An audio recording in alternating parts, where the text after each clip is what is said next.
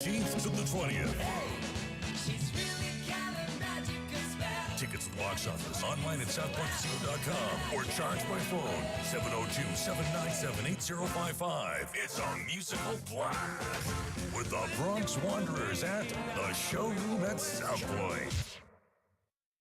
The views and opinions expressed in the following program are those of the program's participants and do not necessarily reflect those of station staff, management, and advertisers. It's time for the most interactive radio program in Las Vegas today. It's time for Pushing the Limits with Brian Shapiro. Brian will talk sports, politics, entertainment, and anything that matters to you.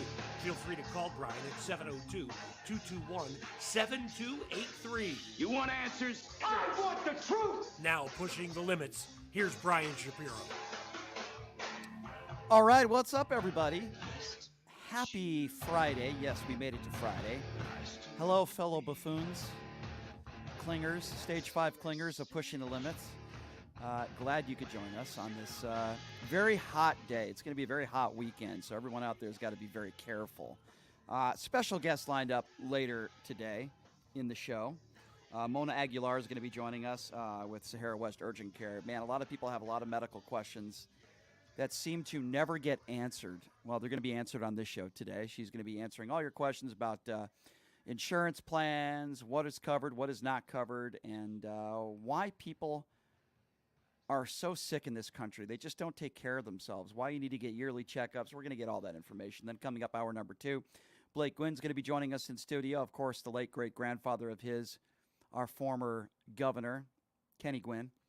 He's going to be joining us and giving us a lot of different tips as well. Not health tips, but tips buying, selling homes. We're going to talk a little Vegas history with him and all the doings that are happening in Las Vegas. Just this week, it's crazy what's going on here. WNBA All-Star Weekend. The NFL football season's right around the corner. Are we getting the Oakland A's? We've got NBA Summer League that's wrapping up. Aces. It's just there's so much going on in Vegas. It's crazy. But I want to start with a story that, my opinion on this might actually surprise some of you, but this cocaine story in the White House, right? So word broke out a week ago or so that there was cocaine found in the White House. And of course, all the right-wingers out there salivate over a story like this, and they make jokes about Hunter Biden. I was listening to that witch Dana Loesch driving on the way to work today, and she's making jokes about cocaine and Biden as if someone that has a substance abuse issue, that's a funny thing. But that's what some of these people do. Right-wing echo chamber radio, that's what they do. They make jokes about drugs and people with drug addiction as long as it's a Democrat.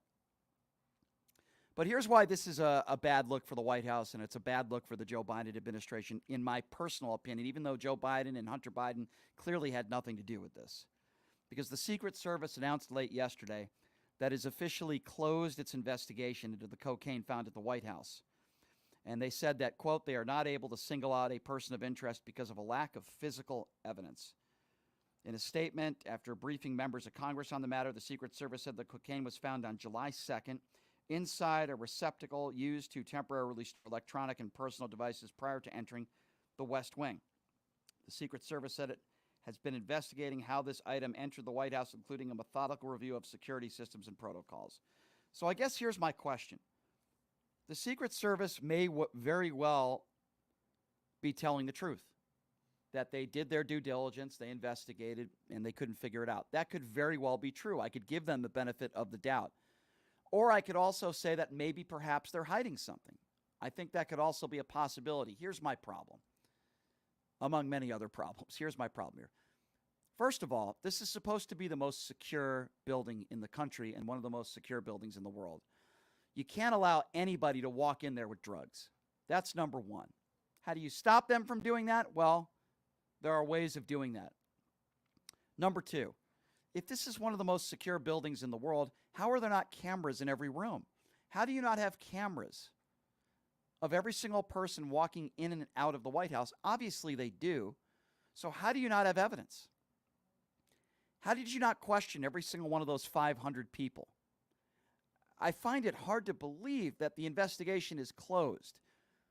What if that cocaine was another powder that was far more dangerous? Like, what if it was anthrax or something? You're telling me that you would just allow a tourist to walk in there with anthrax and leave it there, and you wouldn't be able to find out who it was? I find that very, very hard to believe. Now, the people, problem number two. This gives right-wingers the opportunity to make jokes about Hunter Biden and to make jokes about the administration, make jokes about the cocaine, when they have absolutely no idea who left it there themselves. The people like Sean Hannity saying that it was somebody in the Biden family, the Laura Ingrams of the world, people like that, they're on the fringe alt-right, are going to now make jokes at the Biden family, claiming that they left the cocaine, when, by the way, there's no evidence. Here's what I think is a possibility on what might have happened. And again, I have no idea.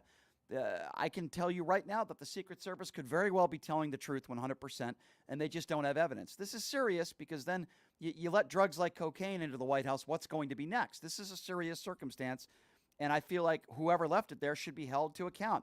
It could have been an intern. It could have been somebody in the Biden administration. Could have been a tourist. I have no idea, right? I have no idea.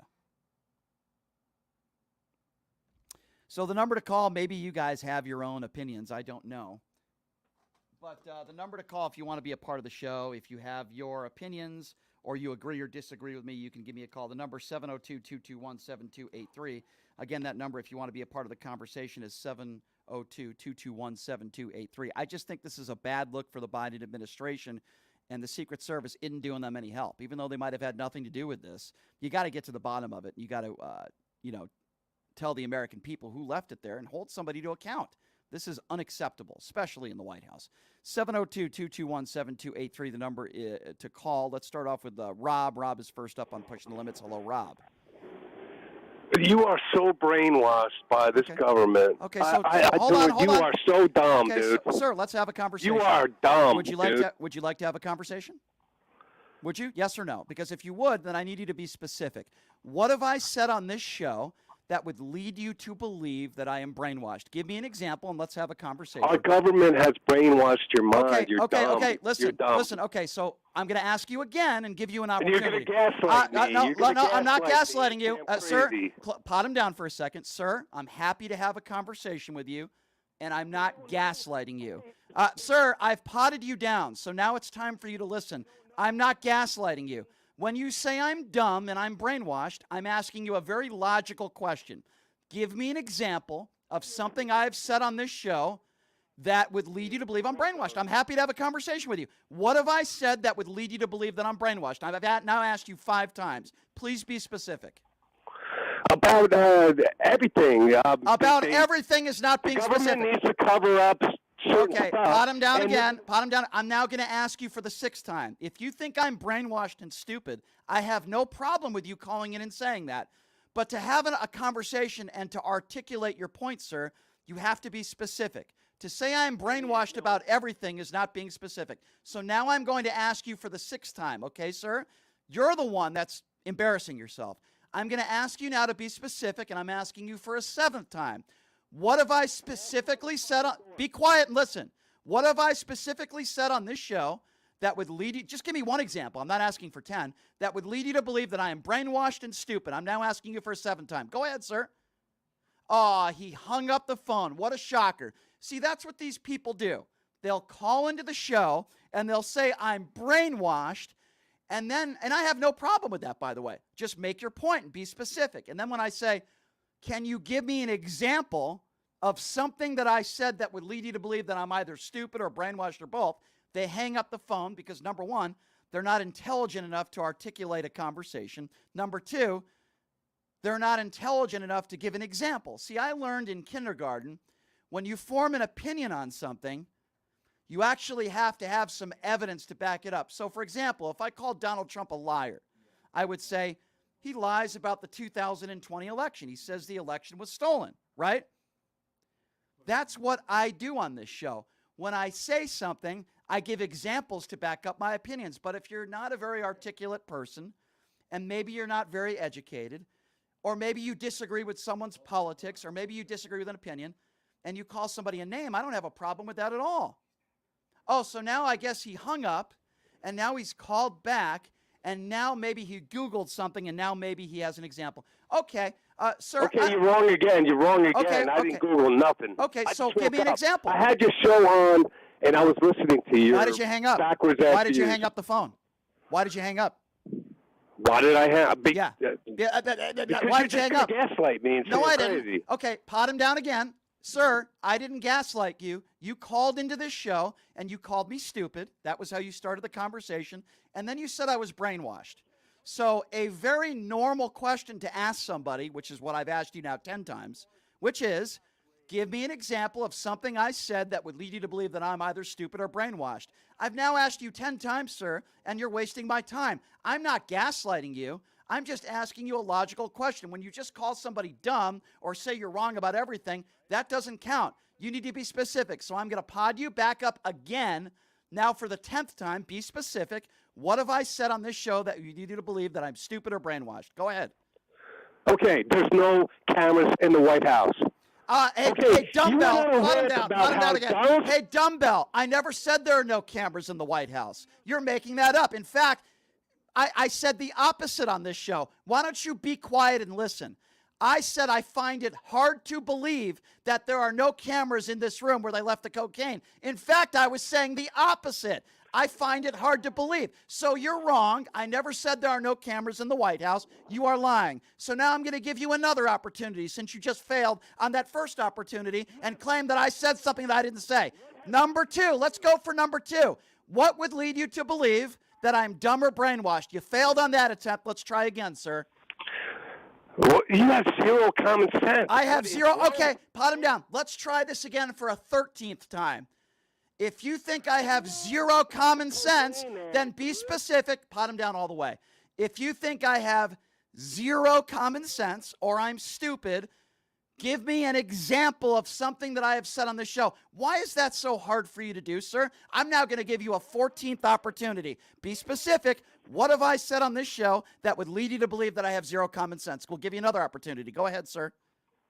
I don't even. I listen to you like once a I month. don't care. I don't care how many times you listen to me. That was not the question. I'm now going to ask Dude, you. talk to- Sir, that's I'm now dude, asking you're you. so Pot him down stupid. again. I am not You are- pot him you down are again. dumb, dude. I You am are now going to dumb. ask you for the 15th time. Pot him down all the way. I have now asked this guy 15 times. I don't know why I'm wasting my time with this guy. But I'm going to give him one more opportunity, and then I'm going to go to the next call. I've given him literally 15 chances. Okay, so I'm going to ask you one more time, MAGA, okay? What have I specifically said on this show that you think would make me have zero common sense or dumb? Can you please be specific and just give me one example? I'm going to ask you one more time. Okay, does us feeding Ukraine all these weapons? does that Haven't make talked sense about to you? Ukraine today. Well, you don't even know my position on Ukraine. Haven't even talked No, about I have Ukraine. no idea. No, I have Exactly. no So idea. you have no idea what my position is on Ukraine. You're calling me a bully, stupid. man. All you Have are a is a nice bully day. with- Have a nice day, buddy. I think we know who ended up being the ignoramus, the guy who just called in who says I have no common sense and I'm dumb. And then I gave him 15 opportunities to come up with one example. And then he claimed that I said on this show that there are no cameras in the White House, which obviously I never said. In fact, it was the opposite of that. Thank you so much for proving your point, sir. You've done a wonderful job. 702-221-7283. I guarantee you that guy who just called up is one of Donald Trump's biggest supporters. I guarantee you 150%. 702-221-7283. By the way, here's an idea.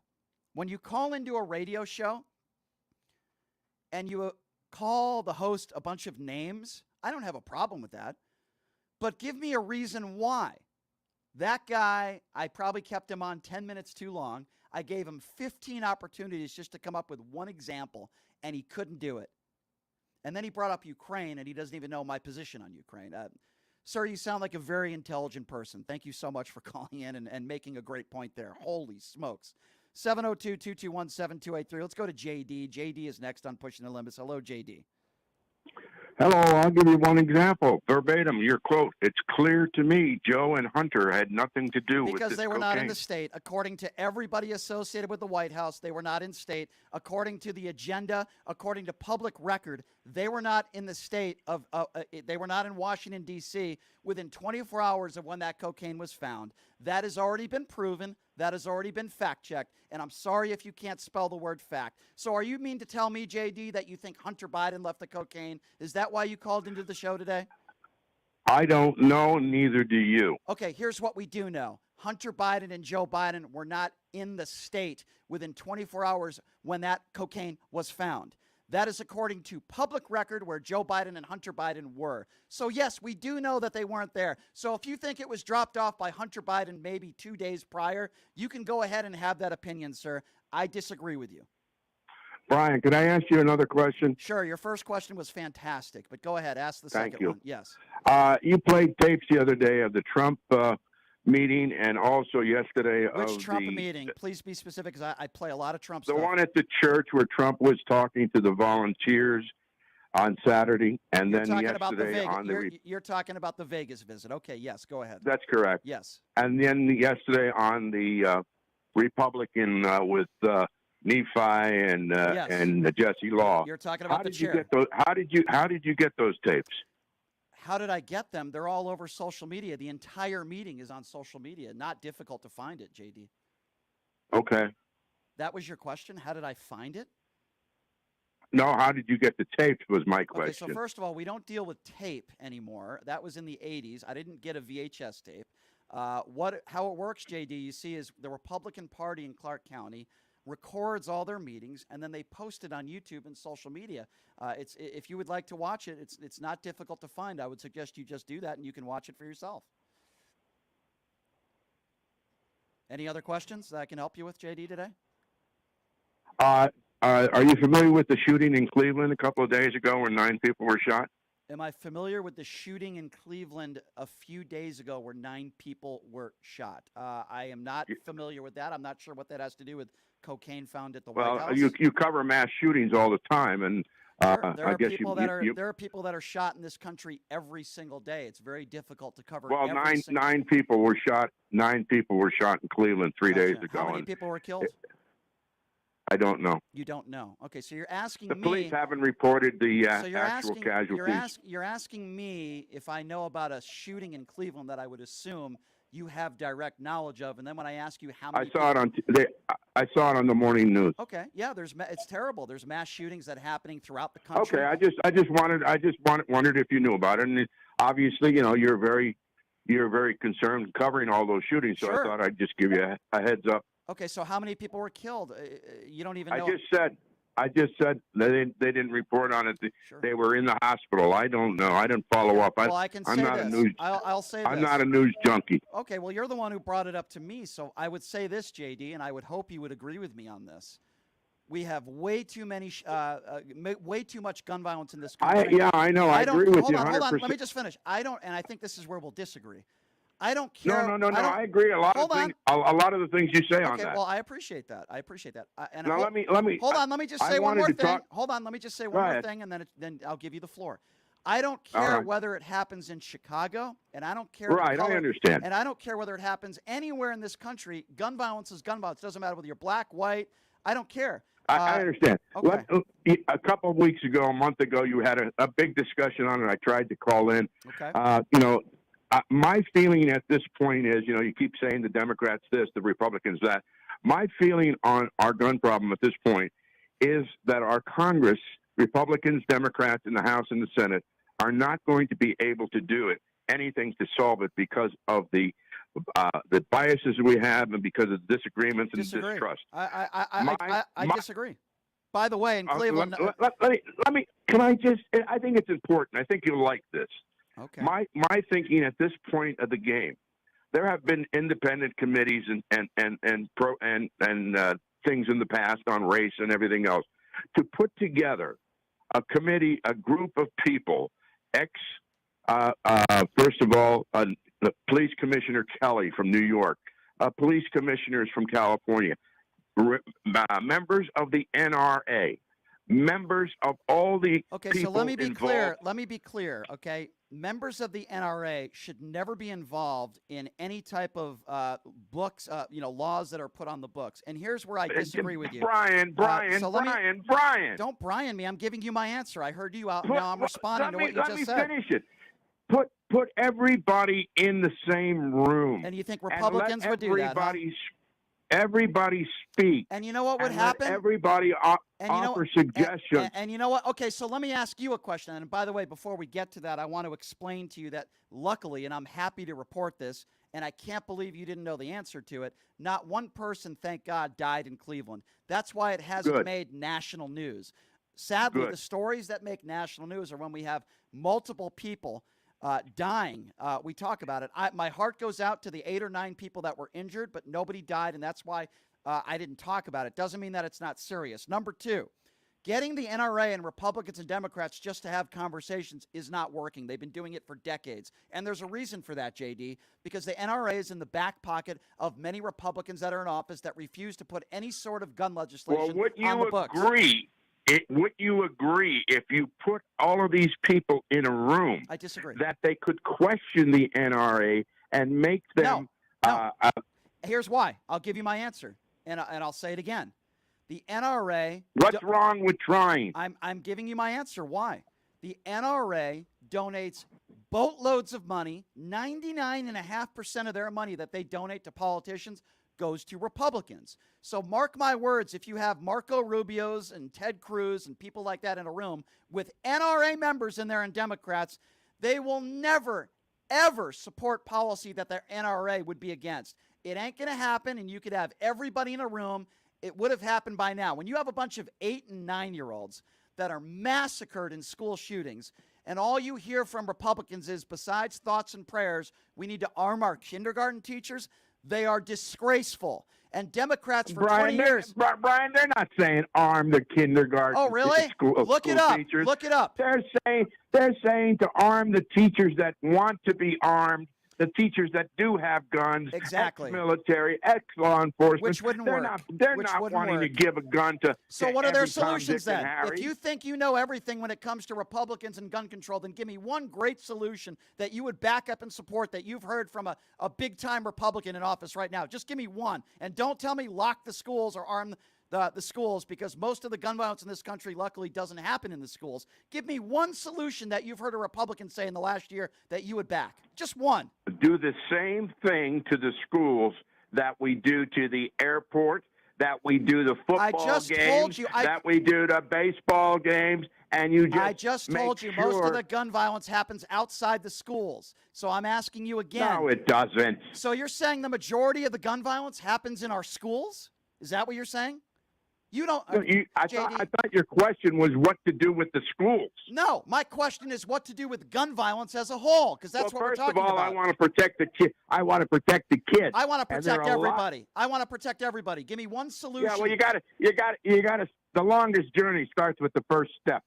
Which is what? More armed people in schools? That's your first step? It wouldn't be mental illness. It wouldn't be raising the age 18 to 21. Why not? If that's what it takes. Okay, but what about the 99% of other gun violence in this country? I still haven't heard any solutions from you. Give me an example. What do you mean? What? You just talked about it. Cleveland. In our malls, in our streets. The gun violence is deafening in this country. What one Republican that came up with a great idea that would lower the gun violence in this country as a whole? Just give me one idea. All right. Hire district attorneys that will prosecute criminals and keep them in jail and take away the illegal guns first.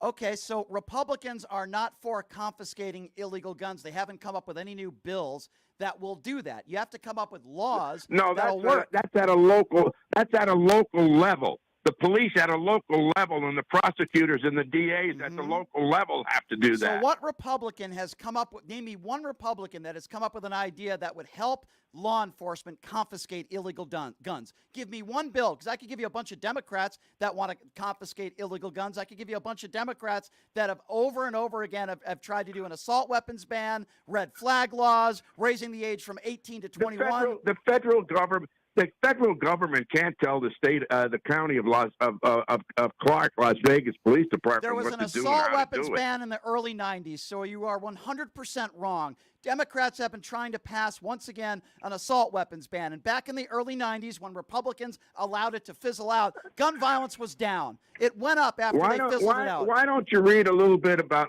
a guy named Lott who's big on gun stats and find out what kind of guns are committing what kind of crimes? I don't care about a guy named Lott. What I care about is misinformation. I know you don't want all the facts. You I just don't want all the yours. facts. Thank you for the call, JD. I appreciate it. The guy who calls into the show and says, "Did you hear about that shooting in Cleveland?" And I said, "No. How many people died?" And you said, "I don't know." But you're telling me that I don't know the facts and I have no information. And you couldn't name me one Republican. You couldn't name me one Republican that has come up with some sort of idea that would work to lower the gun violence in this country. Not one. Not one. But yet you want to talk about gun control with me? Hilarious. 702-221-7283. Let's go to Edward. Edward, what's going on, man? Hey, what's going on, Brian? How you doing, man? You all right? I'm all right. These MAGAs, man, I just lose it sometimes. I really do. Hey, I was going to call you. I wanted to know if I could call you Chuck Woolery because, like, the other day on your show, I liked the fact you had that black guy call in with that white guy and you're making that love connection. I thought that was so awesome, man. I really do, man. I bring people together. You see what I do here on this show? Yeah, love connection. You are the new Chuck Woolery, the Mr. Piano. You got the black keys and the white keys working together. Well, I and appreciate I enjoy that. Thank you. And I will say, I'm just going to throw it out there. I'll spitball it out there. You take it for what it is. But I think we're all a little brainwashed from time to time. I think we all need to go out there and search for our own answers. You know what I mean? Yeah. Instead of just hearing it from one or two sources, let's do some research. What am I supposed to do, Edward? I need to ask you for advice now, Edward. I really do. I need to ask come you. on. Yeah, I need to ask you for advice. When a guy calls into this show, okay? Okay. Not the last caller, but the caller before. And he says I'm stupid, and he calls me brainwashed, which, by the way, I don't have a We all problem are a with. little brainwashed. Yeah, and then when I ask him multiple times, can you give me one example of something I've said that would lead you to believe that I am stupid or brainwashed, how long can I keep somebody on the phone? Because I asked him about 15 times, and now I got people on social media saying I kept him on too long. If somebody calls into a show and they call somebody dumb, don't you think they should probably come up with an example? Is that asking too much? No, because you have to remember, the man that wrote Mark Twain said it best. He said, don't argue with stupid people because they will bring you to their level and teach you with ignorance. Sometimes I'm too patient. Mark Twain said that. He You're said, right. don't go to that level. And sometimes, Brian, you have to understand not everyone's going to be on the same page. And you got to just accept it for what it is sometimes. You know what I mean? I agree with you, but when you make the statement, not everybody's going to be on the same page, I think that's a nice way of saying some people are not going to be as smart as others. I'm going to go with the PG version because I don't want to offend anybody right now. And, I understand. I understand. And I want to say, hey, it was really cool listening to the show this week. I had a great time. Thank you, man. It's been awesome listening. And I'm enjoying y'all's guests. I'm excited to hear about next week who you got coming up. And I actually did just want to call to break the monotony of like how things are going right now. You know what I mean? You know what? I just seemed appreciate that. Bang, Edward. bang, bang, and bang, we're going to talk a little bit about mental illness when we come back, and we're going to talk about some health stuff that you might be interested in, Edward. And I always appreciate it when you call in, my friend. Thank you so much. Have a great weekend, okay? All right, man. We'll be listening, all right? All right. Thanks, Edward. Appreciate you, brother. All right, guys. Peace. Thank you. 702-221-7283 is the number to call in. I don't think I'm being unreasonable. Maybe people out there think I am. I don't know. If somebody calls into a show and they call somebody a name like stupid, somebody called me stupid, which is fine. I've got thick skin. That doesn't bother me. Or if somebody says I have no common sense, my first response to that is no problem. Give me an example. What have I said on this show that would mean I don't have common sense? I actually started this show by saying I find it hard to believe that there were not cameras in the area where the cocaine was left. And then the guy calls in and he says, well, wait, you said there were no cameras in the White House. How did you come up with that? That's not what I said. So when people don't know how to listen and they misquote what I say, it's very difficult to have a conversation with somebody like that. I would actually say it's impossible. So if you're going to call in and disagree with me on something, I have absolutely no problem with that. In fact, I welcome it. Just come at me with facts. Don't make things up and give me an example. That's right. When I call somebody a name or I call somebody a liar, I have facts to back up my opinions. I actually have quotes. That's all. Anyway, I don't think that's unreasonable. But anyway, welcome to the year 2023, where people just will call people names and will say things with no evidence to back up their opinion. Like when I call somebody a buffoon, I actually have reasons for that, and I state them. I talk about them. Like a few callers today who have no evidence and that are not fact-based. I call those people buffoons because they are. All right, here's what we're going to do. We're going to take a break. We're going to take a quick break. We're going to take a breather, and when we come back, her name is Mona Aguilar. She's with Sahara West Urgent and Primary Care. We're going to talk about a lot of different topics with her. People are just not taking care of themselves in this country. They're not getting their yearly checkups. They're not taking care of themselves. I have a lot of friends that are unhealthy. Why? Well, Mona's going to be giving those answers to us next. We'll take a quick break. We'll be back right after this. You're listening to Pushing the Limits right here on KSHP.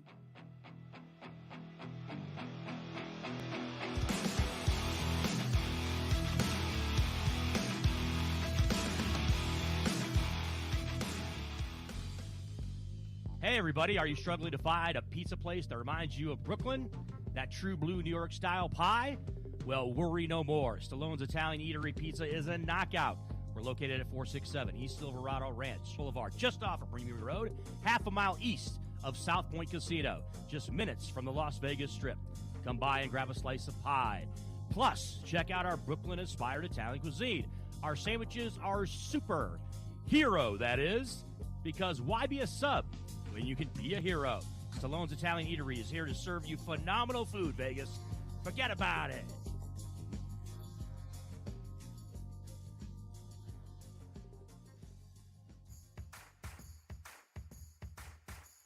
Look, it's impossible for the average person to find a great attorney out there. There's so much misinformation.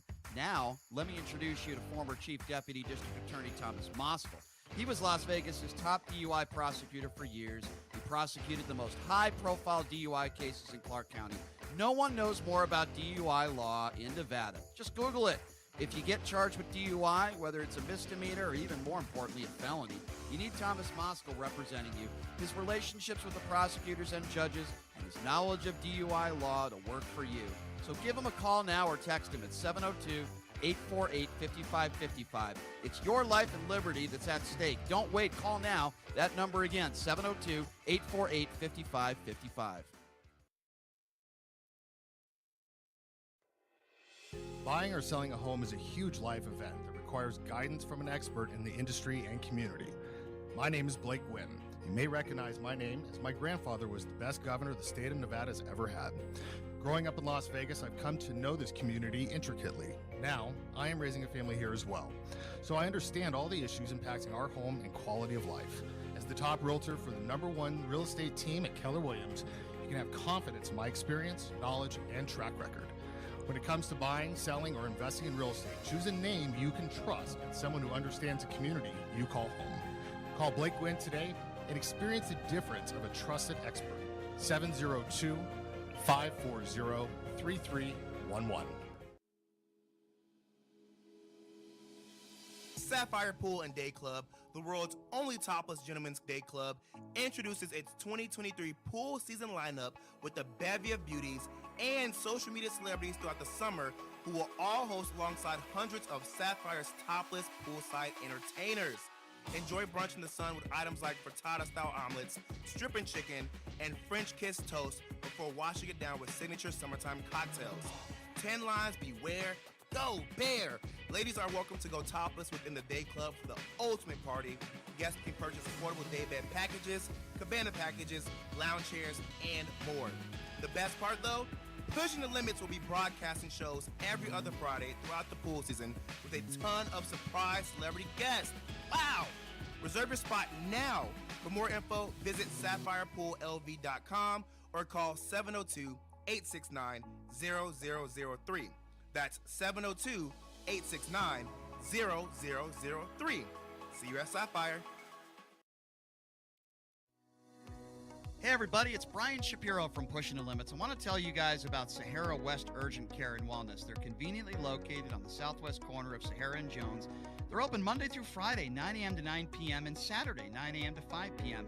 At Sahara West Urgent Care, they'll take care of all your healthcare needs. They offer routine services such as physicals, STD testing, car accident treatment, and work injuries. You name it, they do it. They have on-site x-ray, EKG, ultrasound, and labs. They treat chronic conditions such as asthma, blood pressure, diabetes, and more.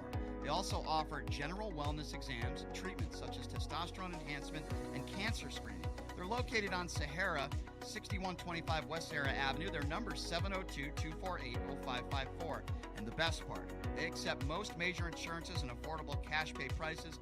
Office visits starting at just $95. And I'm also a client, so please give them a call, 702-248-0554.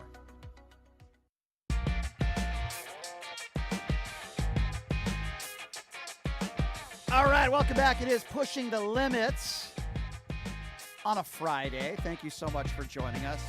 I'm getting the heck out of Vegas this weekend. It's too hot, man. I'm going to California with a buddy of mine. Going to go catch an Angels game and going to hang out and try to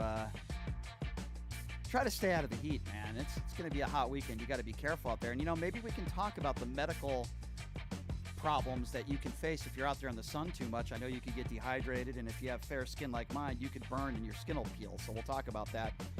I like doing this. I like getting information that can help people. Medical information. There's so much medical misinformation out there. We're not going to get into that. We're going to talk about ways that people can stay healthy and be healthy, and I love doing it. And my good friends at Sahara West Urgent and Primary Care, I talk about them all the time. They're wonderful people, and we have one of those people in studio with us right now giving out some really important information. Her name is Mona Aguilar. And Mona, thank you so much for joining us. How are you? I'm doing fine. Thank you guys for having me. Of course. I always appreciate it when actual real professionals answer some questions, So Mona, how long have you been at Sahara West Urgent Care for? Oh, a little bit. Going towards a year already. Okay. So what's like your background and your experience? Ooh, I've been in the medical field for about 20 years. That's a long time. Yeah. Wow. So you've been doing this for a very, very long time. Yes. Let me start out by asking you this. It doesn't, and you tell me if you disagree or not. Mm-hmm. It doesn't appear that we're an extremely healthy country, right? There's a lot of fast food out there, right? Exactly. I'm one of those people. I just had some wings for lunch, right? I don't eat very healthy. We seem to be a country that is not headed in the right direction, where we're not very health conscientious, if that's the correct word. What do you make of what people eat these days and how dangerous it is? Well, one, it is very dangerous. We got to watch our grease intake pretty much. Pretty much the cholesterol, the diabetes, the high blood pressure leading to what unhealthy people normally eat. We offer at Sahara West Urgent Care physicals. We recommend patients get a physical every year, which includes that blood work. For diabetes, for your blood pressure, we make sure your hemoglobin A1C is on point pretty much, which leads us to know about diabetes. I agree. What would you say to people out there that say, I don't need to go to the doctor because I feel just fine? I don't need to go to the dentist. I don't need to go to the eye doctor. I don't need to get checked up. I don't need to do this. I don't need to do that because I'm just fine. What would you say to them? I would say you're 100% wrong. Pretty much what we do recommend is a yearly physical. One physical every year. Make sure you check your blood. Make sure you get your ultrasound if needed. Make sure you get blood work, which is, like I said again, for diabetes, high blood pressure, everything checked. Because you may feel fine, but your body's going to give up eventually. And that's where the problems begin. And a lot of people put things off too long. Exactly. Right? Yes, they do. And especially if you think something isn't right with your body, if something isn't feeling right, you need to get checked out immediately. Yes, exactly. Right? And you will know. Proactive. You need to be proactive. Yes. And you will definitely know. Our body's going to tell us, hey, this is not okay. Hey, I'm not feeling good. Hey, this is hurting. Let's go get this checked. Your body's going to tell you. Yeah. I agree with you. So let me ask you this question, and it pertains to this weekend. We're going to have record high numbers as far as the heat wave. And you know better than anybody that Las Vegas gets really, really hot. I mean, I think I almost got a 3rd-degree burn on my seatbelt the other day. It killed me. Oh, Like, God. yeah. So I mean, like, so I want to ask you this. Yeah. There are going to be a lot of people in Las Vegas that are going to be doing some outdoor activities this weekend. Yes. It's going to be in excess of 100 degrees. It's going to Uh-huh. be really hot, really dry. And this is dangerous. And there are people that are putting out warnings. And I would imagine you're probably going to have some people at Sahara West Urgent and Primary Care that are going to be dehydrated, that are going to be getting heat stroke. People Mhm. don't realize how serious this is. Like young athletes have Exactly. been dying of this. Yes. You know, it happens. Yes, it has. So can you talk a little bit about, number one, heat stroke in general, Mhm. and number two, what can people do to protect themselves? Mhm. Just talk, because this is really important. Yeah, so pretty much when you get a heat stroke, you're going to feel dizzy. You're going to get the vomiting. You're going to get the nausea. Your body's going to just like go into like a very fatigued state. So what we recommend is one, you keep hydrated. Make sure you maintain your water intake very, very well. But then again, if you're that person that does not take very good care of your health, what we can do for you here at Sahara West Urgent Care is hydrate you ourselves. We offer IV fluid intake. Mm. We'll go ahead and get you set for the day, so you can start feeling better, and just get you taken care of. Make sure your body's back to at least what we call normal. And that makes a lot of sense to me. But Yeah. I say to myself, maybe you shouldn't be outside doing strenuous activity to begin with. Yeah. And I get what you're saying. Yeah. Right? If you have to, you need to make sure you're Yeah. hydrated. And if you're not feeling well, go to urgent care. They'll give you an IV. Yes. And I think that's all great. But I say to myself, when there are these types of heat warnings, wouldn't you suggest like not doing any strenuous activity outside to begin with? Or if you're going to do it in very short spurts, right? Yeah, pretty much. Yes, I do recommend that. Just because, like I said, the heat this time around, it's gonna continue to get hotter and hotter. Yeah. And like I said, there's plenty of people that do not take care of themselves, and that's where we come in. We recommend you guys, again, take your intake. Make sure your body will tell you, hey, I'm not feeling good. Hey, Right. I'm giving up. How much water would you recommend somebody drink on a daily basis, regardless of whether they're doing strenuous? I'm just curious because I don't drink a lot of water. I need to drink more water myself. Yeah. But how much water should one be drinking per day? I believe one should be drinking.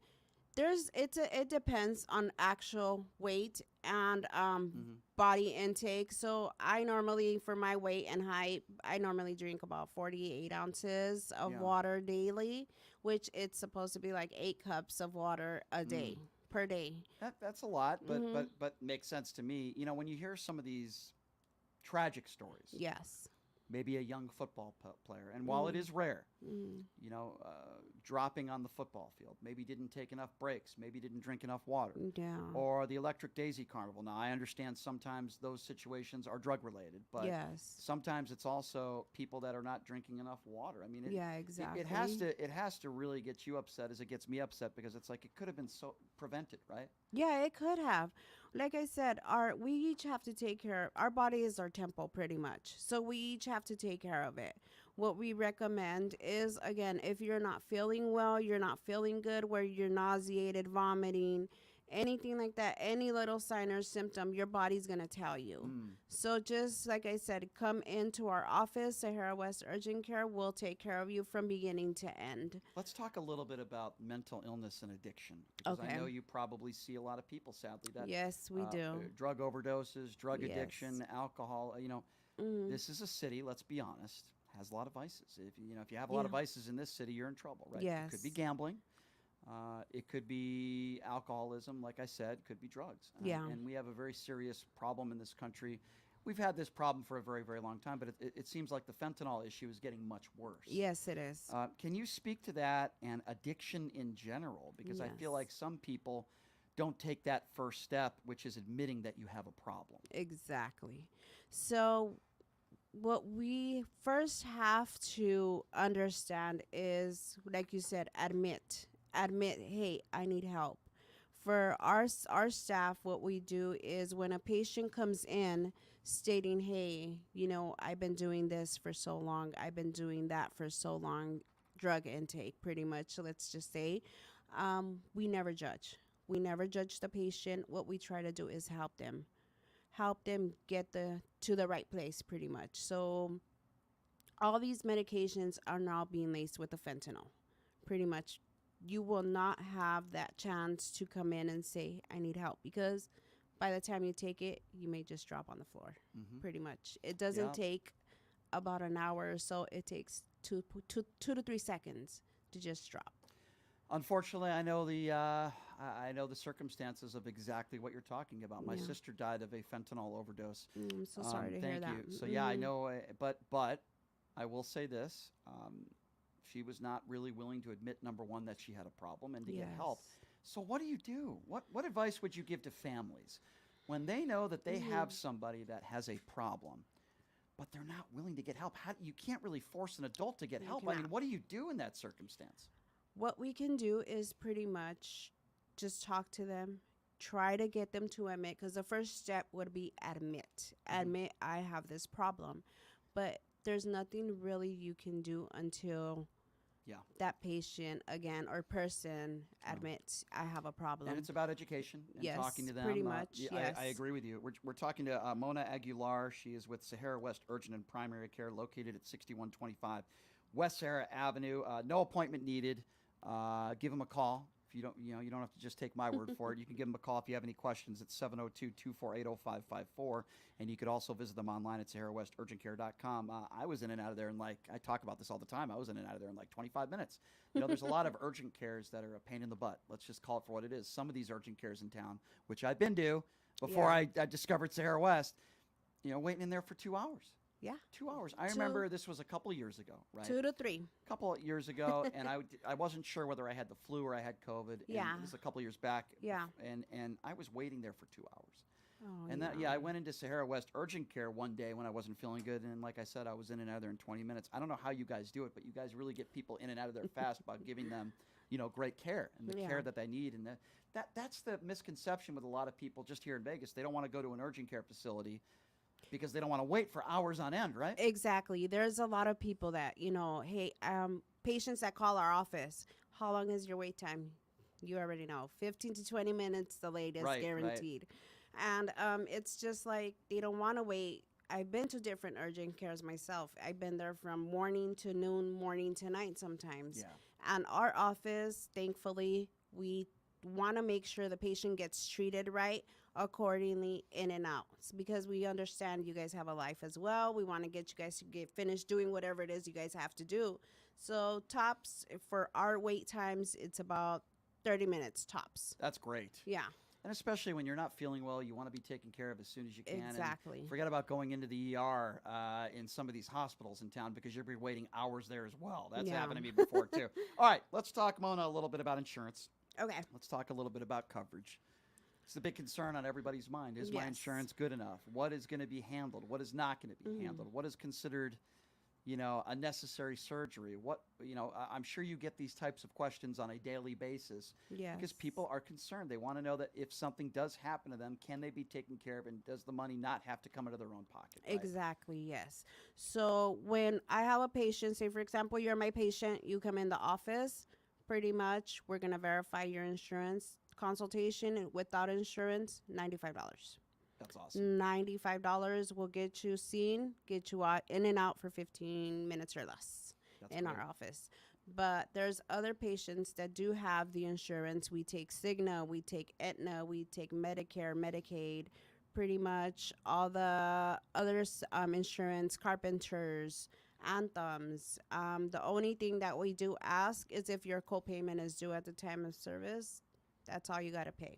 What is considered a treatment that most insurances will not cover? You hear a lot about testosterone therapy and things of that nature.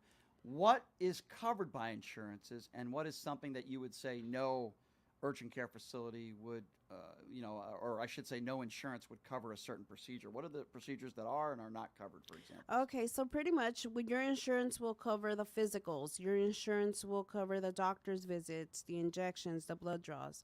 What your insurance does not cover, and what we out of all Las Vegas do, is the physicals for pre-ops. Mm. No other doctor will touch pre-ops. Only our physicians decided Why to is that? touch.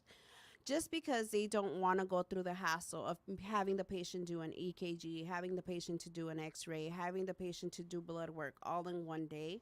What we do is as soon as you stepped into our office, you'll go ahead, get your physical, you'll get your blood work, you'll get your X-ray, you'll get your EKG all in one day. The only thing that insurance does not cover is that. Right. What do you think is the most common patient you're getting these days? Because obviously a couple of years ago, I would imagine it was probably COVID. Yeah. But what are like the, here we are in the middle of July in Las Vegas. What are some of the most common people you're getting in as far as patient-wise? Patient-wise, pretty common right now because of the heat is abdominal pain. A lot of abdominal pain, a lot of nausea and vomiting, and like you said, dehydration.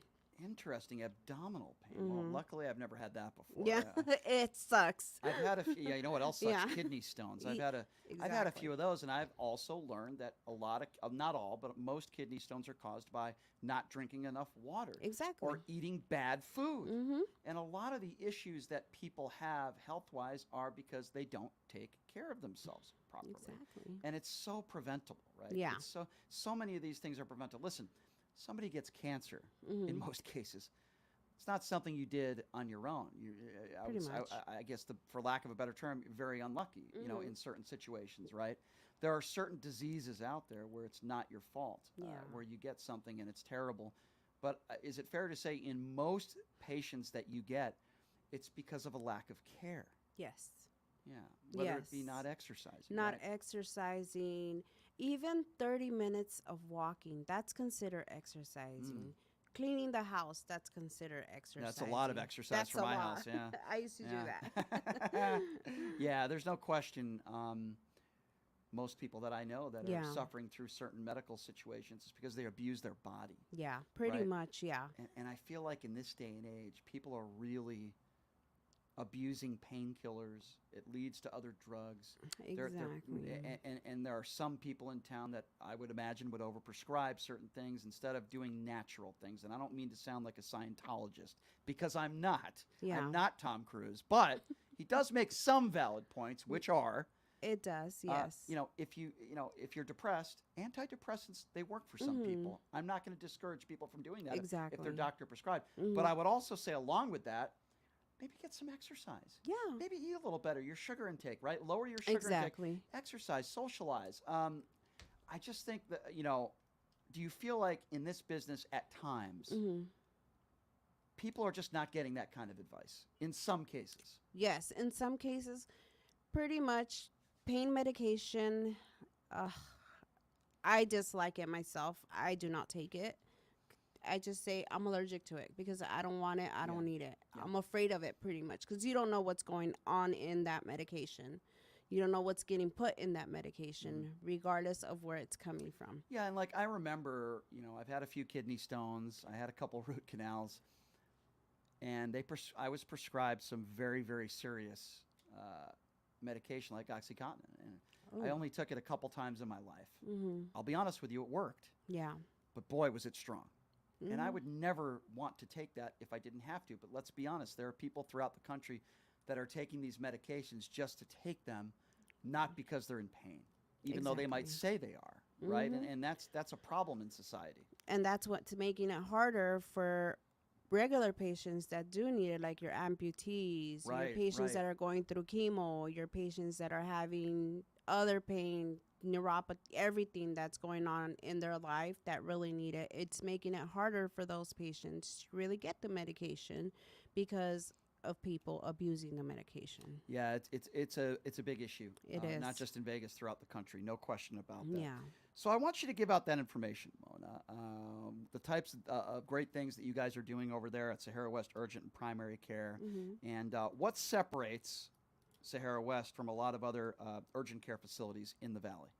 So pretty much what we do here at Sahara West Urgent Care, say for example, you have a patient who wants to lose weight, we offer the semaglutide. We monitor you, as opposed to you taking it home, buying it yourself, not monitoring yourself, and then causing yourself to get a stroke, to get floppy side to get anything else and the medication not work, we monitor you. We offer the semaglutide.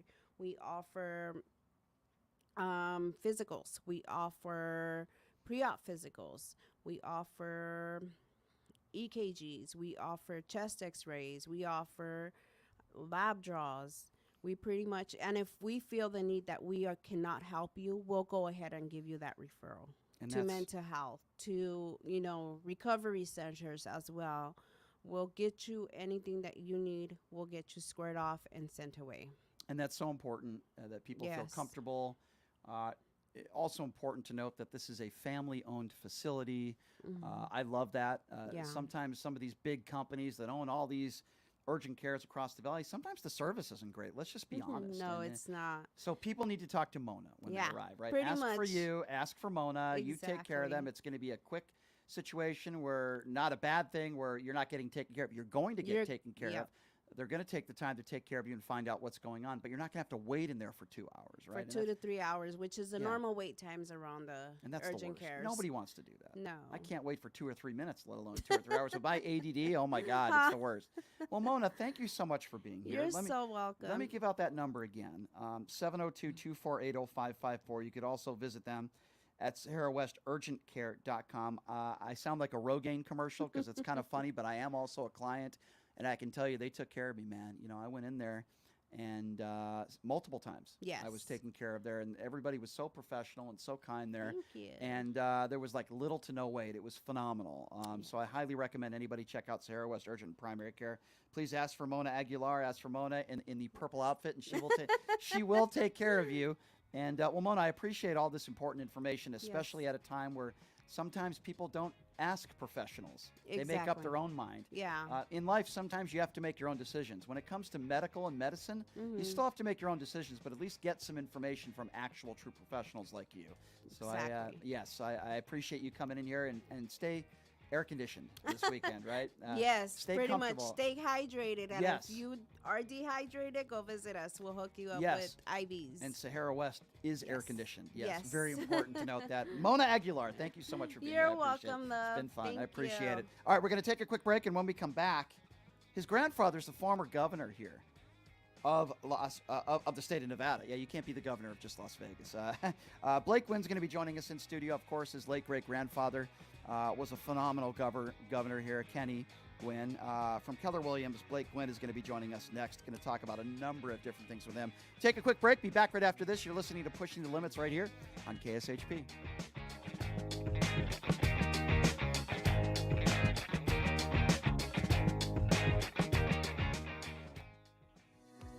Hey everybody, it's Brian Shapiro from Pushing the Limits. I want to tell you guys about Sahara West Urgent Care and Wellness. They're conveniently located on the southwest corner of Sahara and Jones. They're open Monday through Friday, 9 a.m. to 9 p.m. and Saturday, 9 a.m. to 5 p.m. At Sahara West Urgent Care, they'll take care of all your healthcare needs. They offer routine services such as physicals, STD testing, car accident treatment, and work injuries. You name it, they do it. They have on-site x-ray, EKG, ultrasound, and labs. They treat chronic conditions such as asthma, blood pressure, diabetes, and more. They also offer general wellness exams, treatments such as testosterone enhancement, and cancer screening. They're located on Sahara, 6125 West Sahara Avenue. Their number is 702-248-0554. And the best part, they accept most major insurances and affordable cash pay prices, office visits starting at just $95. And I'm also a client, so please give them a call, 702-248-0554. Buying or selling a home is a huge life event that requires guidance from an expert in the industry and community. My name is Blake Wynn. You may recognize my name as my grandfather was the best governor the state of Nevada has ever had. Growing up in Las Vegas, I've come to know this community intricately. Now, I am raising a family here as well. So I understand all the issues impacting our home and quality of life. As the top realtor for the #1 real estate team at Keller Williams, you can have confidence in my experience, knowledge, and track record. When it comes to buying, selling, or investing in real estate, choose a name you can trust and someone who understands the community you call home. Call Blake Gwynn today and experience the difference of a trusted expert. 702-540-3311.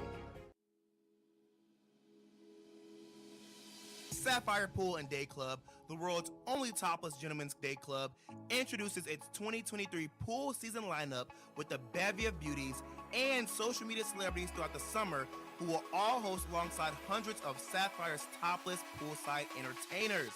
Enjoy brunch in the sun with items like frittata-style omelets, stripping chicken, and French kiss toast before washing it down with signature summertime cocktails. 10 lines, beware, go bear! Ladies are welcome to go topless within the day club for the ultimate party.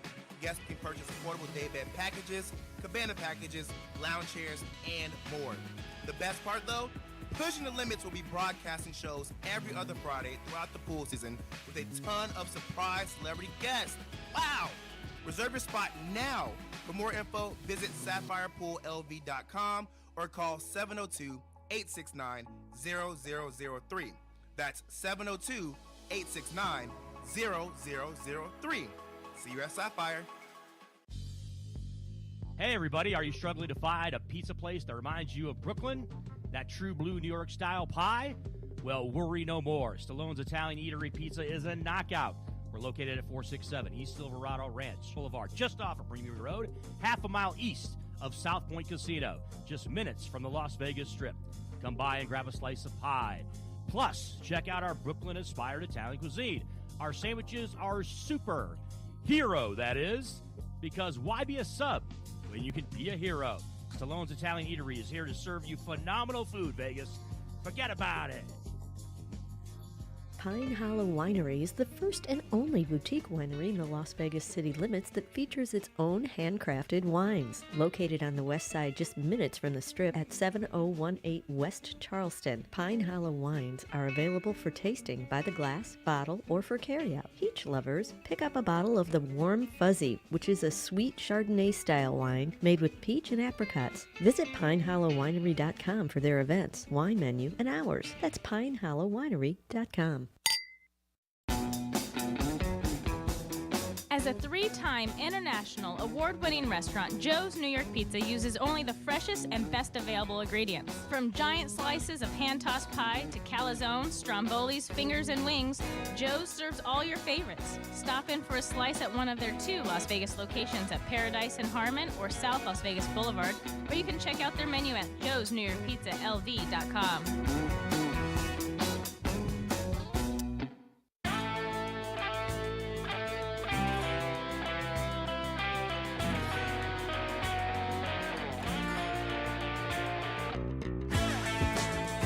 All right, welcome back. That's what I do on Pushing the Limits, everybody. You know, we'll take some calls and get all fired up and scream at each other, and then the next segment we're all calm talking about medical advice. That's Brian, you're an idiot. Sir, can you give me a reason? You're just an idiot. Okay, thank you. Thank you. That's the average caller on Pushing the Limits, unfortunately. Anyway, welcome back to the show. I want to tell you guys about my good friends at Jackson's Bar and Grill, my favorite gaming bar in town. Located at Flamingo and Jones. In fact, we're going to be headed there for lunch today. It's Prime Rib Day, man. They got some great promotions this month, including if you get 4 to the Royal and you just missed a Royal Flush, you get to spin a wheel for up to $3,000. They're doing that twice every week. So check them out, Jackson's Bar and Grill. Great food, great atmosphere, great gaming bar, great bartenders. I love it. That's why it's my favorite gaming bar in Las Vegas. Tell them I sent you. Jackson's Bar and Grill. The guy joining us in studio right now, you might recognize the name Gwynn. And the reason is because the late, great Kenny Gwynn, former governor of the great state of Nevada, you know, we've had some good governors, we've had some bad ones, but he worked with Democrats, and he was a good one and always was well respected. His grandson joining us in studio right now with Keller Williams, and a very talented man at Keller Williams, helping people buy and sell their homes. Blake Gwynn joining us in studio right now. Blake, what's happening, my man? How you guys doing, man? Has anyone found any cocaine in your office today? I hope not, because no one's in there right now. Before we get to, you know, the housing market, and there's so many questions I have for you, what do you make of this story? And do you disagree with me that while the evidence is clear, it wasn't Joe Biden, it wasn't Hunter Biden, they weren't even in the state, but this is a bad look for America, not Democrats or Republicans. I'm not blaming Joe Biden or his administration. Right. This is a bad look for America. It's not even a political matter to me. It's a matter of we have the White House, supposed to be one of the most secure buildings in the world, right? Yep. Somebody We don't know who, but somebody brings cocaine in there. Could have been something. Could have been anthrax. Yep. And now the Secret Service says, yeah, we just can't figure out who brought it. That's not acceptable. It's not acceptable. When you've got the cameras, they know who's been in and out of there, right? They've got fingerprints on the baggie. So, like, it's somebody close to the administration. We know that. So just throw them under the bus. Yeah. It's a horrible look. And it just goes on to, like, you just can't trust your government anymore. And that's where a lot of people are. And I agree with you. And what gets me frustrated is now it gives more people the opportunity to spread conspiracy theories because absolutely our own Secret Service, FBI, whoever was involved in the investigation, you're telling me that you can't figure out who did that. You know exactly who went through those doors at that time. You know who dropped off materials in those lockers. Yep. You couldn't narrow it down. There were no fingerprints. I find that hard to believe. No, it's just, it is a conspiracy theory, and this is what drives it. So throw the person under the bus. If it's not a member of the Biden family, then who cares? Throw them under the bus. Arrest them. Let the people know that the government's actually working to protect the most secure place, which is the White House. Because now it's going to be the White House for a different reason. I agree. Yeah, that's funny. It's interesting because whether the Secret Service, Joe Biden, they had to have known. They probably were informed this way before the public announcement was made that, hey, we're just not going to be able to find out who did this. If I'm Joe Biden and I'm in that administration, I say that's unacceptable. Absolutely. Do you think, and again, this goes to the conspiracy theory stuff, but do you feel like it could be somebody higher up in the administration and they're just kind of throwing the rug over it? They're definitely covering up for somebody. But with all the Hunter Biden stuff that the Republicans are constantly talking about, the White House is trying to defend it, you've got all this pretty much guns pointed at Hunter. Why not just come out and say who it is? And that way you can pull heat off of them. Worst case scenario. scenario. That way the Jean-Pierre or whatever is not having to take heat every single day. Let's just say worst case scenario. And by the way, this is not true because we know Hunter was out of state and Joe Biden was out of state. But I'm just going to say this, hypothetically speaking. Let's just say it was Hunter. Okay. President's son. Arrest him. Right. Arrest him. It's Equal not Joe justice Biden. under the law. It's not Joe Biden's fault. Arrest him. Yeah, the guy's already got a rap sheet. Guy with bad judgment, a drug problem, which, by the way, I don't think is funny. And as I'm driving into work today, I hear people making Hunter Biden cocaine jokes. I'm like, dude, there's nothing funny about somebody with an addiction. I mean, my sister died from it. And I hear these people make jokes about it, and I'm like, this is a serious, millions and millions of people are dying from drug overdoses. And I hear people on the way over here driving into work making jokes. And I'm like, dude, this isn't funny, right? It's not funny. I mean, this is a big issue. So anyway, I'm really unhappy with the way this ended. I think it's unacceptable. You cannot persuade me that there weren't cameras in that area. And I find it hard to believe that with DNA evidence, fingerprints, and the White House, which has cameras everywhere, that they don't know who left this there. And it's problematic because you're telling people, hey, our security really isn't that great, and you can drop off a white powdery substance in the White House, and we're not going to know if it was you or not. That's a really bad message you're sending to And people. how are we supposed to know who to party with at the house? That's true. That's a good point. That's also very, very, very true. Yeah. I mean, I could make a joke and say it was Don Jr.'s cocaine, but I would never do that because that would be inappropriate. But anyway. All right, so Blake's joining us in the studio. Blake Wynn from Keller Williams. It's interesting because my parents are moving to Las Vegas in a few weeks, and you spoke with my mom on the phone. Your mom multiple is times. the sweetest. She is a very nice lady. And my parents are going to be here. They're going to rent for a year, and then they're going to hire you to buy a home. They want to spend like a year just to get to know the ins and outs of Vegas. But what I tell people all the time is that you're a guy that's lived here your whole life. It's kind of like, do you really want to hire an attorney for a woman's rights case that's a man who's never taken a case like that before? The analogy being, do you really want to hire someone to help you buy or sell a home that doesn't know Las Vegas, that just moved here? You've lived here your whole life, and can you explain to people why that's so important? Well, so my grandfather moved the family here back in like 63. He was school superintendent and then went on to be president of a couple banks, CEO of Southwest Gas, president of UNLV.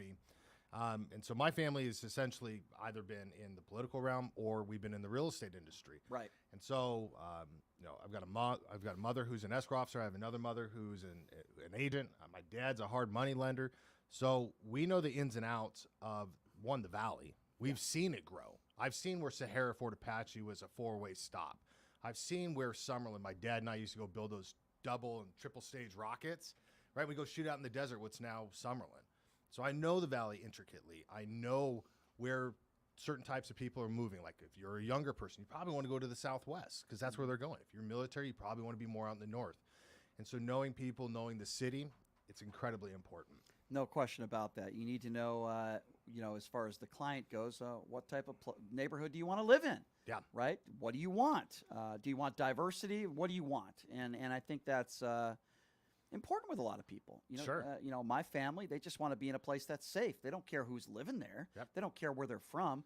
They just want to be safe. Is it a gated community? Is it not a gated community? Those types of questions I'm sure you get all the time. We get it all the time. I've got a client right now that the husband cannot be above like 2,300 feet in elevation. So they got to be under it. Is that a breathing thing? It's a breathing thing. Wow, so that's interesting. So they're 70 years old, and so really they don't want to live in Denver. No.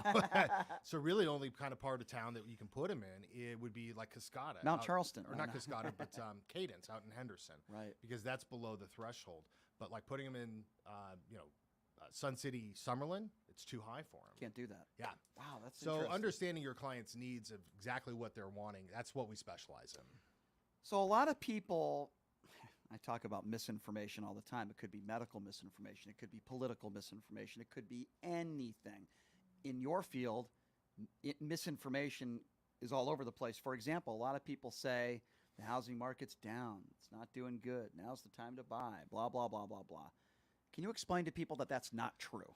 Okay, so a couple different things. So there's two things that are happening in the real estate market, at least here locally in Vegas. One, the interest rates have gone up, so they're no longer at the 3%, but they're still at a historical low. So right now, I think they just leveled off. I got a client at 6 3/4, 6.75, which is a pretty good rate. It's not bad. Yep. But the other thing that we're running into is that we're running into inventory.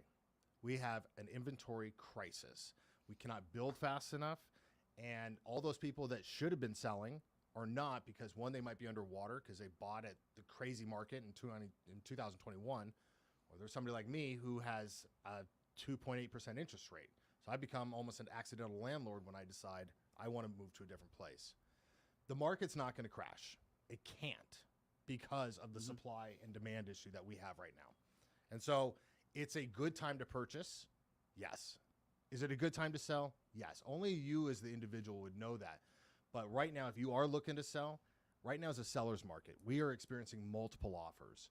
So I just wrote an offer for a client. There was 24 offers. We wrote ours $25,000 over the list price with $15,000 over appraisal, and we weren't even in the top 5 offers. Wow, that's so incredible. The market's heating up again. It'll slow down as we hit fall, but for right now, it's a little bit of a crazy. That's market. good for you. Well, yeah, that's good for you. Explain to me, what does a buyer need to be prepared for? That I would imagine that's a question you get a lot for people that have never bought a home before, or sold a home. But particularly if you want to buy a home, what do you need to be prepared for? So the first thing that we ever do is we sit down and do a buyer's consultation with all of our clients who are going to purchase, whether they purchase 5 homes from us or this is their first time doing it. The most important thing to know is that you've got to have some money in the bank, even if you're doing down payment assistance programs. So you're going to have certain fees, like earnest money. There's going to be anywhere from $3,000 to $5,000 that the buyer's going to have to put into escrow to show that they are willing to go through the buying process when they get in contract. So that could be, let's just say, $3,000. That'll go towards your closing costs. But you're also going to have fees. You're going to have your inspection fee. Depending upon the size of the house, it can be from $350 to $500. And if you cancel, that money's already spent. You don't get it back. And then if you're going to be financing, you're going to have an appraisal fee. And that sometimes will be about $450 to $500. Again, those are fees that are just out of pocket that you don't get reimbursed. And so those are really kind of it. And then you've got, if there's any type of repairs that need to be done, right? If you're getting into the house, it needs paint. I mean, there's just certain things that you just don't go into and go, we're moving into the house. So you've got to have, I would roughly say, with closing costs, I'd probably say you'd be fair to $10,000 to $15,000 in your pocket if you were thinking about starting the buying process. It's amazing to me. So I found a friend who bought a home for a couple $100,000, right? Won't say who he is. But every time I go over to his house, he's complaining about his neighbors. He's complaining about a lot of homeless people in the area. He's complaining about the area in general. And I asked him, I say, why didn't you do your research and your homework before you bought this house? And I feel like too many people are so impulsive that they'll buy immediately without doing their research on the area. Sure. You know, I would imagine that would be advice you give to people. You don't want somebody to buy a house and then say, oh my God, this area is terrible, I want to sell. So one of the things that we can't do, per my license, is I can't tell you if it's a good area or a bad area. Right. What I can do is I can be a source of the source. And what I tell clients to do is go to crimemapping.com. It's Metro's site. Interesting. And you can put in the address. You can even set yourself up for alerts, and you can do a bunch of research and seeing how that community is. But if your clients are looking to go to Rhodes Ranch, that area. Yeah. No, there are good areas and there are bad areas. The most important thing is that even if you're not in the best of areas, that your place is gated. That's so important, right? People love gated communities. That's one of the things that Vegas is kind of known for. We're like a HOA haven here. Are there areas in town where you just say, nope, I'm not going to sell homes in that area? No, I've sold everywhere. So I've sold from Boulder City, Sandy Valley, which is always fascinating. Pahrump is, I've got a lot of clients out in Pahrump. Really? Yeah. I've sold all over through the valley. So there's not one place I've sold in Moapa Valley. The only place I haven't sold in Southern Nevada is Mesquite, but they also have their own like MLS. And so I refer clients over to, I've got friends out there. You know, Boulder City is a very unique city. First of all, gambling's illegal. Yep. Start there, which is interesting. And then number two, I say there's some great restaurants there, a lot of family-owned restaurants there, and it's kind of a close-knit community. And it makes me feel like I'm on the East Coast a little bit when I go up to Boulder City. It doesn't have that Vegas feel to it. No, it doesn't. I wonder what kind of damage the highway going around the city has done to that community, right? Because if you were going through Arizona, you had to go through Boulder City, which was helping drive the local mom-and-pop shops. So that was always my big fear when they had that highway go around it. Now, it is nice to get to Phoenix. Sure. It's much quicker. Interesting point. I always drive near Boulder City I'll drive to Laughlin sometimes, which is a retirement community. Yeah. And I couldn't believe it. Like I was driving to a casino not that long ago called Avi Casino. It's an Indian reservation, maybe 7 or 8 miles from Laughlin. Okay. I couldn't believe how beautiful some of the property was there. It was awesome on the Colorado River. It was beautiful. Yeah, there's some beautiful properties, even out in like Boulder City. Yeah. Boulder City, there's this house with like a pirate ship in the back. I remember we like crashed a party there during high school. A pirate ship? Yeah, there's like a pirate ship in the backyard. With like a pool and That's so cool. What would you say like are some of the most prestigious properties in Las Vegas where all the celebrities are hanging out? Well, so right now you've got the Ridges. And so the Ridges is off of Flamingo and like Town Center. But now it's the Summit. And the Summit is the new Bel Air. All the PGA golfers live out there, I heard. Oh, Mark Wahlberg, the Fertittas, you name it, they're all out there. Al Davis still has a condo out there, or Mark Davis, sorry. Everyone's out there. So the Summit is Bel Air. Beautiful golf course, too. I hear it's gorgeous. I went out there because the only reason why somebody like me was ever allowed on that property, during COVID, a PGA event that's very prestigious called the CJ Cup. I remember that. They couldn't do it in, I think, maybe Japan, if I'm not mistaken. So they actually held the event 2 years in a row in Vegas because it was the week after the Shriners. Yep. So all the players stuck around, and it was an incredible field. So the last year they had it was at the Summit. So I'm just walking around there, and it's just the view is just the views mountains. are beautiful. It's insane. It's so nice. So that main lake that's right there. So Yeah. let's just say, we lived in the community. We want to take our kid fishing. Well, they've got 2 tiki huts that you just go down there. They get your whole line and reel and everything. They get it ready. Or if you want to go out in the back, they've got 4-wheelers and everything waiting for you. It is becoming such a destination with everybody leaving California with the mansion tax and everything that's happening that they're getting ready to expand the Summit. So I think they're expanding some like 2,500 acres or something like that. What does a property cost around there? What's the average price of a property there? So you can go get a run of the mill house in there for about $7 million. Interesting. Yeah. And I was most of the land, like the Fertittas just bought, I believe it was 4 acres, and I think they spent anywhere from $30 to $50 million for that land. And then by the time they get done building their house, it'll be roughly about $200 million. Wow. Which again is crazy to think that house would be that expensive when Jay-Z, Beyonce just bought that house that overlooks the ocean. Like, how does the Vegas Strip or the views of Red Rock match that of the views of the ocean? I don't understand it.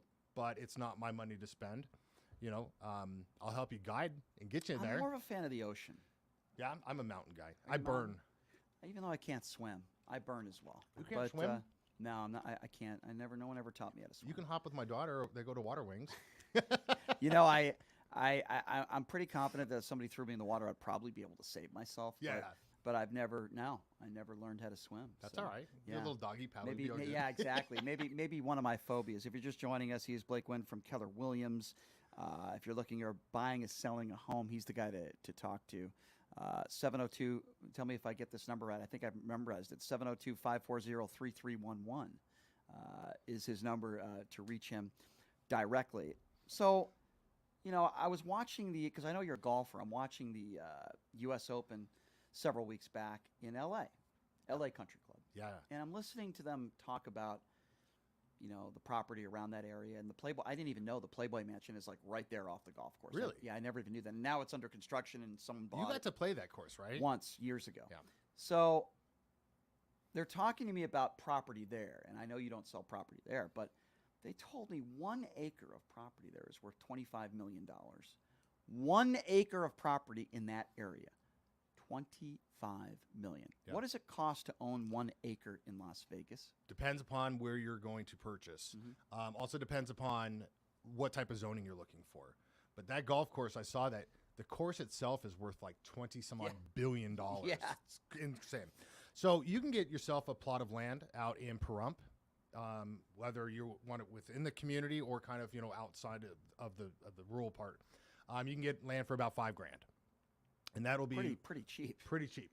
Same out in Sandy Valley. You can get land from, anywhere from $10,000, or if it's going to have a well, septic out there, it could be upwards of $150,000. So if I want to be like a Dennis Huff, and I want to own one of those brothels, sure, and I want to just buy an acre of property, you're telling me it would only cost $5,000? Yeah. Well, and again, so that would be for residential, and depending Right. upon where that property is located, does it have utilities?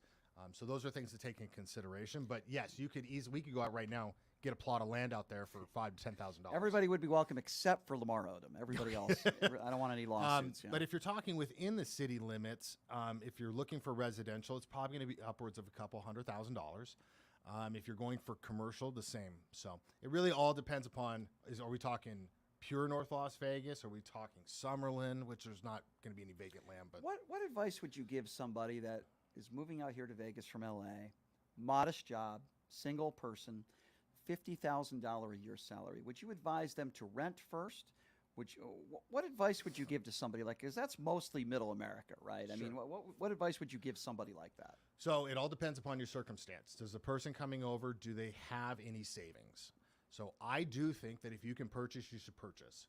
The reason being is because prices are just going to continue to go up. We are San Diego in the 70s. There's no question about it. We can't expand any more east, can't expand any more west, can't expand any more north, really. Maybe about 5-10 more years of building. You got the Paiutes out there, the reservation. So you're stuck there. So now the only way you can build is going out towards California. They don't have the utilities out there. So if you could purchase now, do so, because use that property as an investment. It'll build equity over time. Right. If your situation is you need to rent because maybe you don't have $15,000 saved up to go through the buying process, then rent. There's nothing wrong with renting at all. Save up your money, and when you're ready to purchase, pull that trigger. And it's interesting because Las Vegas is one of the fastest growing cities in the world, not just the country, right? In the world. In the world. It's crazy how many people are moving here, right? So it is 1 out of every 5 Californians that are leaving are coming here. That's crazy. It's Why do insane. you think that is? Well, you can go the political route with California, but I think it's more infrastructure and taxes. And I don't think that their schools are good, but if you have kids, like we just had some of our best friends, they moved from California to Wisconsin. They've got a kid who's got a little bit too much energy. The school just kind of pushes them to the side. They're so overcrowded in California. So I think with limited jobs, their economy over there, the taxes, I think that they just find a better life over here. If you're making $50,000 in California, it's really like you're making like 25. Taxes are key. Taxes All are key. these professional athletes and coming out here. But Vegas right now, let's talk about like what's happening. So we got the Sphere turned on, which is awesome, by the way. The coolest. I want to see it be a Death Star. So I think cool. that'd be pretty cool. So cool. You've got the NBA campus that's going to be coming out by the M, right? And I think your buddy Bloom is doing that? Jay Bloom. Jay Bloom. Yep. Okay, so he's got that. And then you've got a spaceport. They're going to be building a spaceport. Now, I don't know how reliable the investor is. It's Rob Lauer. But they're going to be building a spaceport between here and Pahrump with a hotel and casino. Like, come on. How cool is that? It's interesting. Like, we have everything you'd want here. You talk about the Sphere, and the surrounding area around there maybe isn't the best area in the world. No. But when you look at the view of the Sphere, like even during NBA Summer League, and you see them turning into this big basketball, it's like, is this even real? It looks like a scene from a movie or something. Right. It's crazy. Imagine getting drunk, and then all of a sudden that thing turns on the next day, and you're like, freak out. You freak out, Yeah, right? you And freak it's out. like over $1 billion to build that thing, right? Yeah, it was like, I think $3 billion. So cool. Yeah. So cool. So if you're just joining us again, he is Blake Gwynn from Keller Williams. Yes, Dubcheck. And you realize that thing's not even open yet. I know. Yeah, that's you what's too crazy. is the first Wait performance. wait right? till it opens and Yeah. see how amazing That's it's going to be wicked cool, as they would say in Boston. Wicked Boston, Matt. cool. It's that Noma. He can play wicked cool. Blake Gwynn joining us from Keller Williams. Thinking of buying or selling a home? Give him a call, 702-540-3311. So here's what I want to do. Since Blake has grown up here his entire life, and many of his family members have, I just want to get his take on maybe the real estate area of Tropicana Casino, get his thoughts on the A's possibly coming here, his thoughts on that property. I want to ask him a little bit about that. And just in general, what is going on in Las Vegas now, just from a sports perspective, because I know Blake is a huge sports fan. It's crazy what's going on here. And the new arena that's being built now probably for the next NBA team. I want to talk to him about that project as well and get to some of maybe the bigger projects that are going on in Las Vegas. Yeah, so, all right, so let's touch base. So, sports-wise. Well, let's do that when we come Okay. back. Why don't we do that? 'Kay. Let's save it so we can have people salivating at the mouth. I can't wait to hear what Blake has to Okay, say about let's do it. Let's save it for when we come back, because I want to get his thoughts on the A's stadium, the location where the Tropicana is, where I've possibly the next... got opinions. on Yes, and where the next NBA team will most likely be playing. I want to get his thoughts on all that. We'll take a quick break, and we will be back right after this. You're listening to Pushing the Limits right here on KSHP.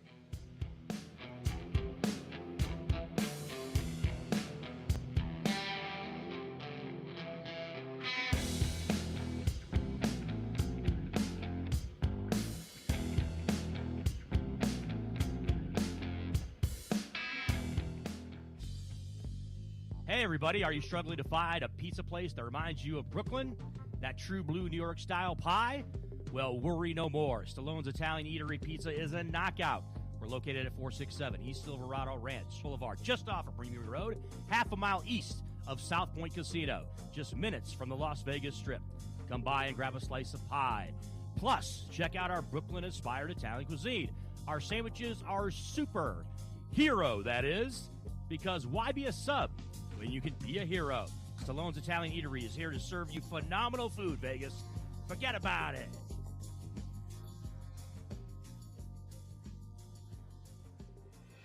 Buying or selling a home is a huge life event that requires guidance from an expert in the industry and community. My name is Blake Gwynn. You may recognize my name as my grandfather was the best governor the state of Nevada has ever had. Growing up in Las Vegas, I've come to know this community intricately. Now, I am raising a family here as well, so I understand all the issues impacting our home and quality of life. As the top realtor for the #1 real estate team at Keller Williams, you can have confidence in my experience, knowledge, and track record. When it comes to buying, selling, or investing in real estate, choose a name you can trust and someone who understands the community you call home. Call Blake Gwynn today and experience the difference of a trusted expert.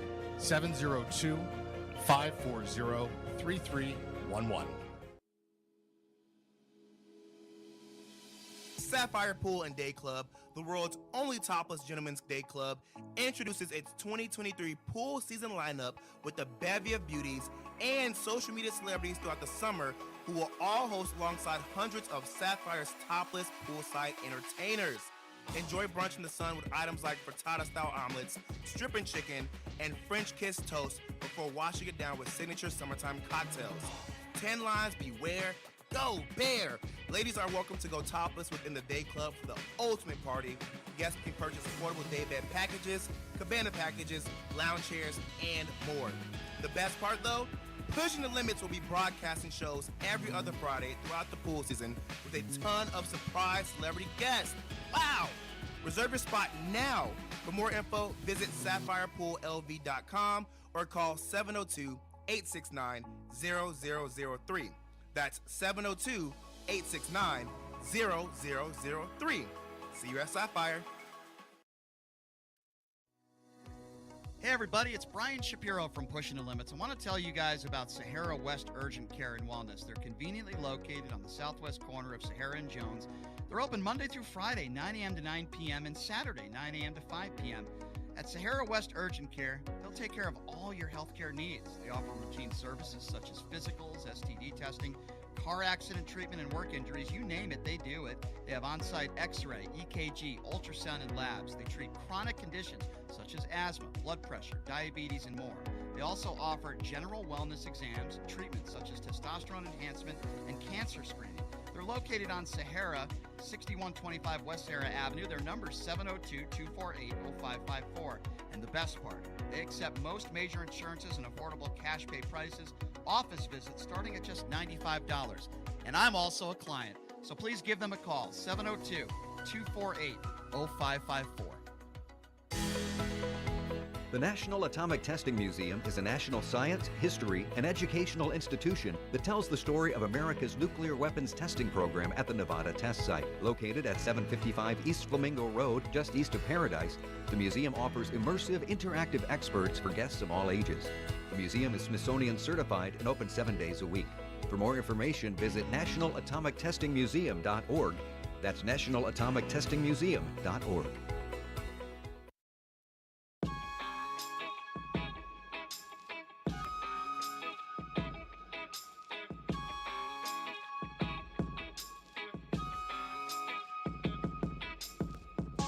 All right, welcome back. It is Pushing the Limits on a Friday afternoon. Thank you so much for joining us. I am going to be getting out of the heat and visiting a friend in California. Going to be going out there. I plan on catching the Angels, the Cheaters, the Houston Astro Cheaters are playing the Angels this weekend. So I'm going out there Saturday night, catching some Major League Baseball, catch the Cheaters, and Altuve, and they're all a bunch of cheaters. They are. They're cheaters. So just kind of get away, play a round of golf, and try to stay away from the heat as much as possible. But man, it's amazing. Blake Wynn joining us in studio from Keller Williams.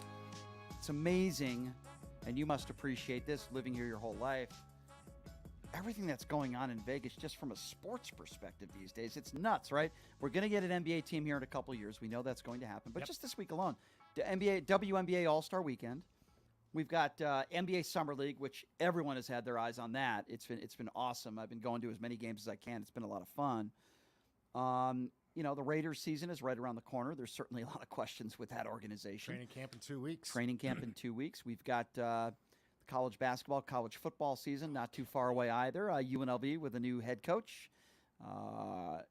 Kevin Kruger has done a nice job in recruiting some talented guys this year. We got some recruits. That conference will be interesting. That season will be interesting. Of course, the Las Vegas Aces are trying not only to win back-to-back WNBA championships, but to make history as perhaps the most successful winning WNBA team since the history of the WNBA. So that's pretty cool.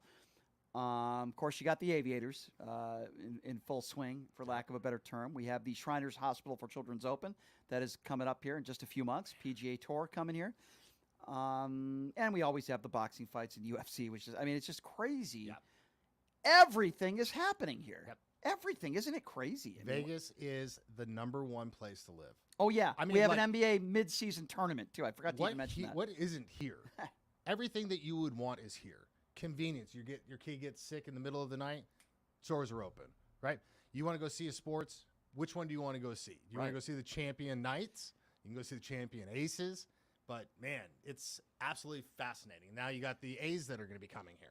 Yeah, let's talk a little bit about that. So it appears as though, and even though it's not completely a done deal yet, they're not imploding the Tropicana yet. But the thing that's interesting about this, Blake, is that the Tropicana, if you asked me 10 years ago, I'd say it was a crappy joint. It was run down. It was terrible. And in the last 5-6 years, I think they've done a wonderful job in kind of revamping that property. It's a really nice casino now. I thought it was beautiful. I was in there probably about 3 or 4 years ago. Yeah, it's nice. Is that the last time you were there? Yeah. So born and raised here, I avoid the Strip like the Black Plague. Yeah, I don't blame you. But it's a nice property. They've done a nice job in revamping it. And now we're hearing that apparently they're going to tear it down, and that's where this new ballpark's going to be. What are your thoughts on this? So one, I absolutely hate the location. As if getting to the Strip wasn't more difficult enough. Now you're going to throw in a baseball game where you're going to have anywhere from 20 to 40,000 people. I mean, I don't know where the heck you go with that many, in the stadium. I also don't like where the stadium's going to be facing. It's going to be facing essentially the northwest. And so what are you guys going to be doing? Like only having morning or evening games? I mean, midday, that sun's going to be cooking right in your eyes, especially for fans, too. You got batters. I don't know. I don't like the location. I thought the Rio would have been a better location, especially since how run down that place is. I agree with you because there's a lot more open space there. And the one thing that's unique about T-Mobile is that was kind of in the back of things there, and there's more room back there. The thing I do agree with you when it comes to that area, it's very congested. They'll find a way, I'm sure, to make it work, but that is one of the most popular intersections in the entire country. Right. I mean, not the world. Will it look beautiful? Yeah. Absolutely. Tropicana and Las Vegas Boulevard? Yeah. I mean, are you kidding me? That's it, right? And so what do you think is going to happen here? Is it you think that inevitably that's where the stadium's going to be? So if I was a betting man, I think that's where the stadium will go. The governor signed over some bill to help with public funds with the A's. The only thing that I ask of the A's, if this is a foregone conclusion, you have been a bottom of the barrel team. The owner doesn't spend worth a hoot, and they've just put a horrible product out. You cannot come to Vegas and put a horrible product out because after the first year of everybody being excited, no one's going to go. Here's where I agree with you 150%, and I don't think Bryce Harper agrees with us too. Bryce Harper's been very outspoken about this. Everybody wants a team quickly. I understand that. I'm sorry, but the Billy Bean stuff is over. Okay, It was overrated. They had a good year.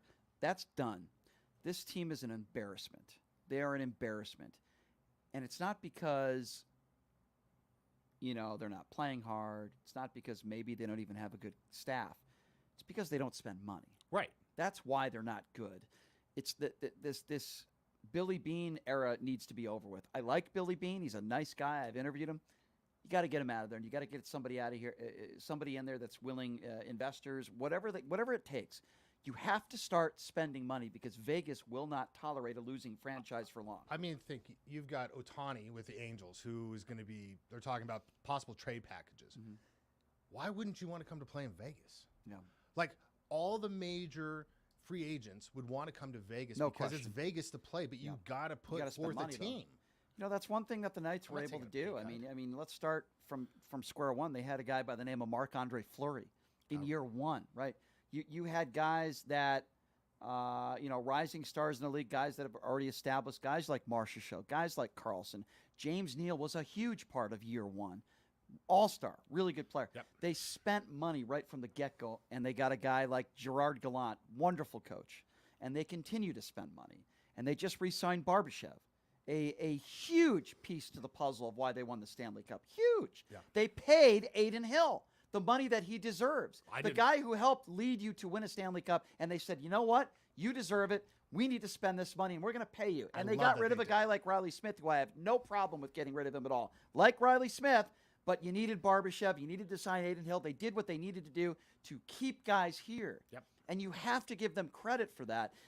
And when I look at this Oakland A's team, I say to myself, I'm sorry, I'm just being honest, and I hope these words come back to haunt me. This is an organization that's an embarrassment. The stadium is arguably the worst stadium right now in the history of the sport. It's just terrible. I've been there before. It's a horrible stadium. It's in a bad area with a team that doesn't spend money. They have the lowest attendance in all of Major League Baseball. And now you're telling me they're coming to Vegas? We're not talking about the Raiders here. And by the way, the Raiders aren't terrible. They're on the brink of making the playoffs. They made the playoffs a couple years ago. They're not terrible. I don't know what's going to happen this year. But the fans still come out and support the franchise. Mark Davis spends money. You could argue he spends it the wrong way, but he does spend money. Another problem. Mark Davis doesn't get along with this organization. Is that a deal breaker? No. But Mark Davis has been very outspoken about the A's management, too. That's what I've read. Yeah. You have to spend money if you're coming to Vegas. You cannot be the bottom feeder of the major sports. You just can't do it. I personally thought they should have gone to the Las Vegas ballpark and expanded that stadium. Yeah. Especially if you're asking for public funds. That's just me. I don't want to give a billionaire who's not paying his people even more money. right? Because that stadium's not going to really benefit me. It's not going to lower my property taxes. It's not going to benefit the average homeowner. It'll help the casinos and everybody else down there. For the average homeowner, that stadium's not going to really benefit anybody. I agree. So yeah. you should have expanded the Las Vegas ballpark, which they're already going to be playing both there. So they're taking out the grass and they're putting in turf. So the stadium can handle both of them. I agree. So let me ask you this. If you were in charge of this thing and Blake, you were the guy to say where you think the stadium should be built, where would you say it should be built? If anywhere, Yeah. I think the Rio would be perfect location. You tear down the Rio, I mean, you've got what? Herds of feral cats in there. Everything's shut down, right? It's the properties essentially should be closed right now. Mm-hmm. Tear it down. It's easy, it's accessible for everybody, and you're not dealing with the strip, and you still get the strip view. I think it'd be ideal. I tend to agree with you. I don't think that's going to happen. No. But I tend to agree with you. We have enough congestion on the strip to begin with. I think we need to. Now, let's talk about the NBA franchise, an NBA franchise that I believe is going to be coming to Las Vegas. I believe it's going to happen within a few years. I think Seattle's going to be getting one as well. And they're building this arena without taxpayer dollars, just off of the 15. Correct me if I'm wrong. It's not too far from the M. It's in that area. Yeah, it'll be right just north of the M, from my understanding. Yeah. What do you think about that? I think it's amazing. So, from my understanding, this group has built like 7 of these kind of campus stadiums. The fact that it's already funded, they already have the money, no private money. How can they do it and the A's can't? You know, it's a good question. How can they do it and the Raiders couldn't? Yeah, right. I'm adamantly against giving away the public funds again because the public just doesn't see the benefit of it. You get short-term jobs, and then once the stadium's gone, it's done. But man, that stadium's going to be amazing. I think it's like covering some like 20 acres or something, or maybe even bigger. And there's a lot of room out there. Tons of room. Not a lot of congestion. Nope. Easy to get to off the highway. Which means that a lot of positives. A lot of positives. Yeah, and I do believe that an NBA team will be playing there. Yeah, I mean, like for me, I would much rather go to the NBA game where that stadium's going to be than try to get to an A's game. You know, it's interesting. Allegiant Stadium isn't too bad. I mean, you get off of Russell and it's not horrible. Imagine if the Raiders were playing like directly on the strip. That'd be impossible. I mean, there's still congestion there, but I feel like at this point, T-Mobile is in a good spot. You got lucky with that spot because you can go Frank Sinatra. Without Frank Sinatra, that would be a nightmare. It would be a horrible nightmare. So we got Frank Sinatra there, but man, you put this where the A's would potentially play right there at Tropicana and Las Vegas Boulevard. That is going to be a nightmare. The traffic is going to be a nightmare. Where are you going to come in from? Yeah. Koval? And by the way, I'm not one that complains about this stuff. I wasn't complaining about T-Mobile. I wasn't complaining about Allegiant Stadium. I had no problem with those locations. I have a problem with this location like you do. I just think the congestion's going to – there's no escape, right? You either get there off of Las Vegas Boulevard or you go the back roads and you go Tropicana. From the back, it's going to be completely gridlocked, congested as well. It's a horrible so location. There's no way, unless they build something, which I don't think they are, some magical way of getting there. I just think it's going to be a nightmare. Yeah, I absolutely agree. Yeah, and I don't know how they're going to get fans in there after the honeymoon stage of a year or two if the team continues to lose. You need new management. You need people with money. Vegas is putting up their money. We've done our end of the bargain. Now it's time for you to do yours. And I'm not talking about putting money up for a stadium. I'm talking about putting money up so you can get players that can play the game. They're a AAA baseball team right now. That's what they are. 100%. They are a AAA baseball team, and I would, half the team are a bunch of Aviators players. It's ridiculous. Yeah. All due respect to the Aviators, they got some really good players, but I mean, this is a minor league baseball team playing in the majors. It's really embarrassing. We'll see. Wasn't our decision. That's to do true. It, it's not right? part of. It's not part of Keller Williams. It's that's not. for sure. If you had asked me 15, 20 years ago, which team are we going to get first, I would have told you it was going to be an NBA team. Are you surprised that we already have the NFL and we have the NHL here already and a WNBA team? I think back to talking with my grandfather when we had some of like the CFL, like the Las Vegas Posse here. And, you go to all these games. It's like, do you ever think that we'll ever have a team? No. We just didn't have the population back then. And so now, man, you get the Knights. What he would have thought of the Knights, getting his first, like our state's first pro team here. You get the Knights, you get the Raiders, the Aces. We're getting baseball. Like, we've got everything that you need. We really do. We really do. Yeah. You throw in the NBA, this city is going to be the next huge metropolitan area. In a span of like 3 days, I rubbed shoulders with Isaiah Thomas. I saw. Jerry West. Kyrie Irving. It just, and I don't take that stuff for granted in the relationships that I have and people that I've met here. And this is a destination where everybody wants to come. Now, maybe everybody doesn't want to live here, but they certainly visit. Yeah, right? absolutely. They certainly want to visit. And I know this must frustrate you because it frustrates me, and this is your business. When people say, oh, I don't want to live in Vegas, it's just a party town. And people don't understand the beautiful areas in this great city, Summerlin, Henderson. You mentioned Boulder City. And I've always said that we don't have much of a culture here in Vegas, but I believe that's changing. We're getting there. Yes, I would absolutely agree. The Valley has some of the most beautiful spots. You can go right around the gypsum mine, and there's the city of Blue Diamond. There's a little place called Cottonwood Station. It's fantastic. Got a little pizza place, and you've got homes from the 1920s in there, and then it's mixed in with some $5 to $10 million homes, and then you go all the way around the backside of Red Rock. That'll lead you right into Summerlin, and so you've got all these beautiful little communities. And you're right, we didn't really have any culture. What is Vegas's culture? The mob, right? So now we're actually becoming a community, and it's something that is so special to be able to see the city growing together. It is, and sadly, sometimes, and I wish it didn't happen, I wish it never happened, and all those innocent people that lost their lives, but sometimes you go through tragedy to see a community come together. And like I said, I wish it never happened, of course, but October 1, you really saw this city come together, and we put aside all of our differences, and people really came together and grieved together, and we saw that this is a community. Yeah. This isn't just about gambling. Yes, you go into a 7-Eleven or a supermarket, you can gamble.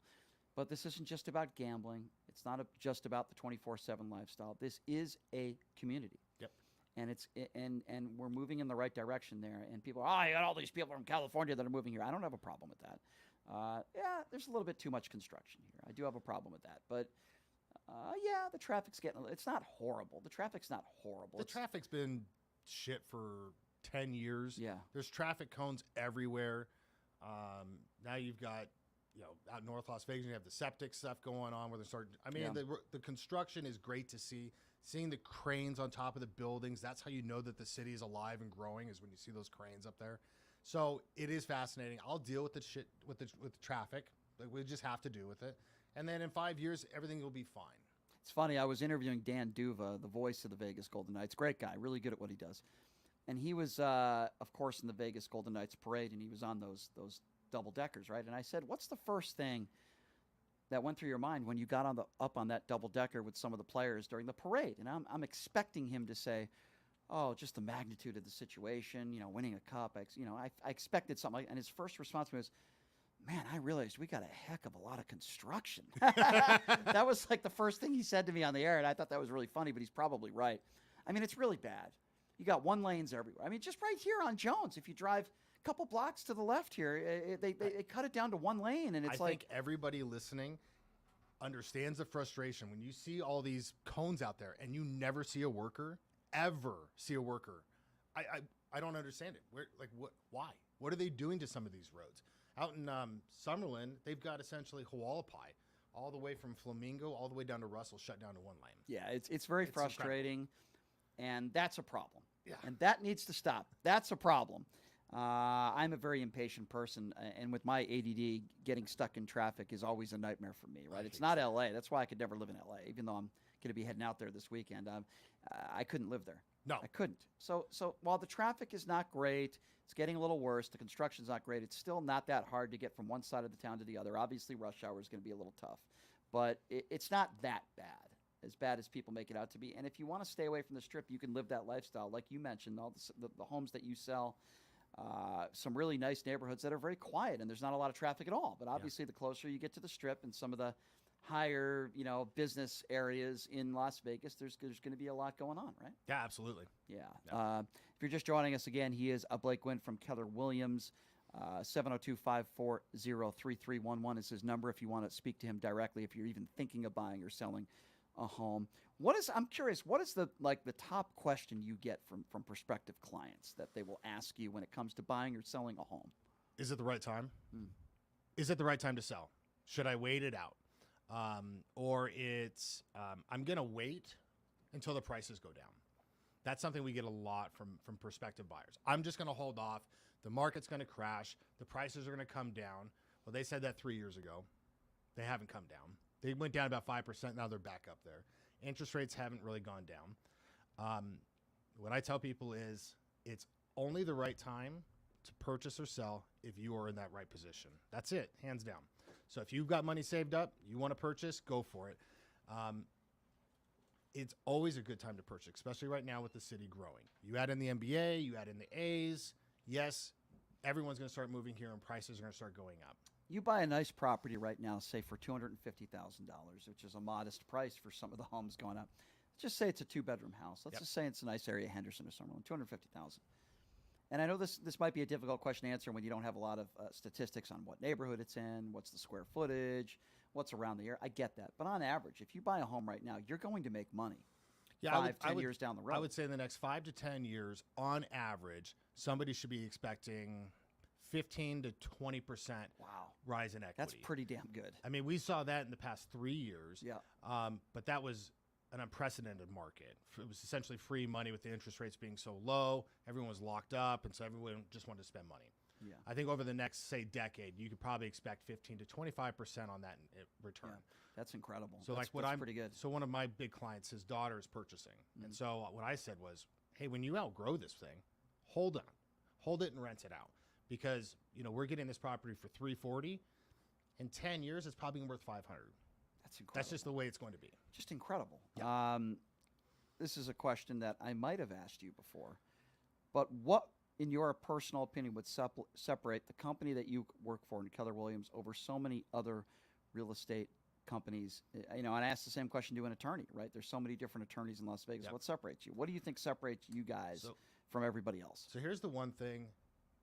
I don't care what brokerage you're at, because the brokerage doesn't make the agent. Right. What makes the agent is continuing their education and passion for the client. It's not just a paycheck. It's not just a client. For us, they become friends and family. We hold client appreciation events all the time. And so really it's sitting down with, say, a potential buyer and going through the buyer consultation, laying out expectations for that buyer of what they're going to be experiencing and what they should expect from me, and going through that process. Holding their hand through the process is something that's so key. You can't just, when an issue arises, you can't just run and hide. You see that a lot.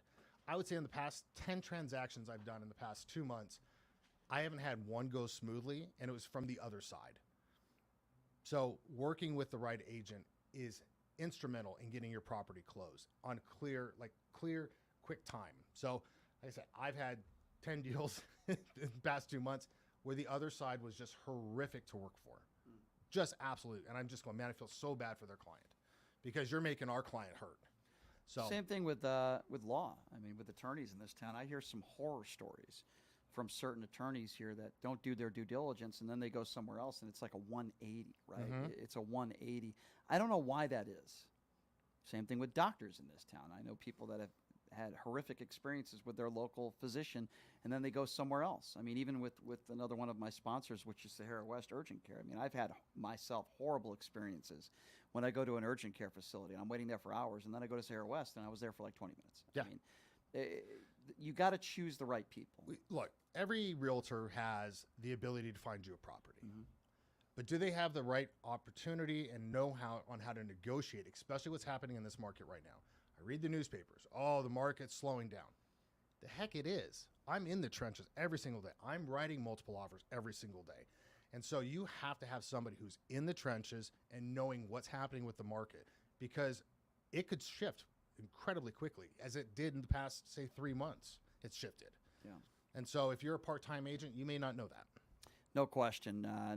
People need to be educated. They have to know who they're dealing with. All right, so I want you to give out the information now, because when you're not here, I give out the information. And I always appreciate it. Yeah, people are tired of hearing my voice. Right, so right. give out the information, how people can contact you, when they should call you, and why. Yeah, so absolutely. So again, guys, Blake Gwynn. I'm with Willow Manor. We're powered by Keller Williams. My phone number is 702-540-3311. You guys give me a call if you guys have any questions about real estate. If you guys are looking to purchase, sell, or invest, because investing is also an important thing, and you got to know how that's going to be going as well. I will hold your hand through the entire process. And right now, for Pushing the Limit listeners, if you do call and we close on a transaction, it's $1,000 cash back in your wallet. Wow, that's a great deal. Give out that number again so people can So Blake contact. Wynn, Keller Williams, 702-540-3311. Nothing wrong with saving $1,000.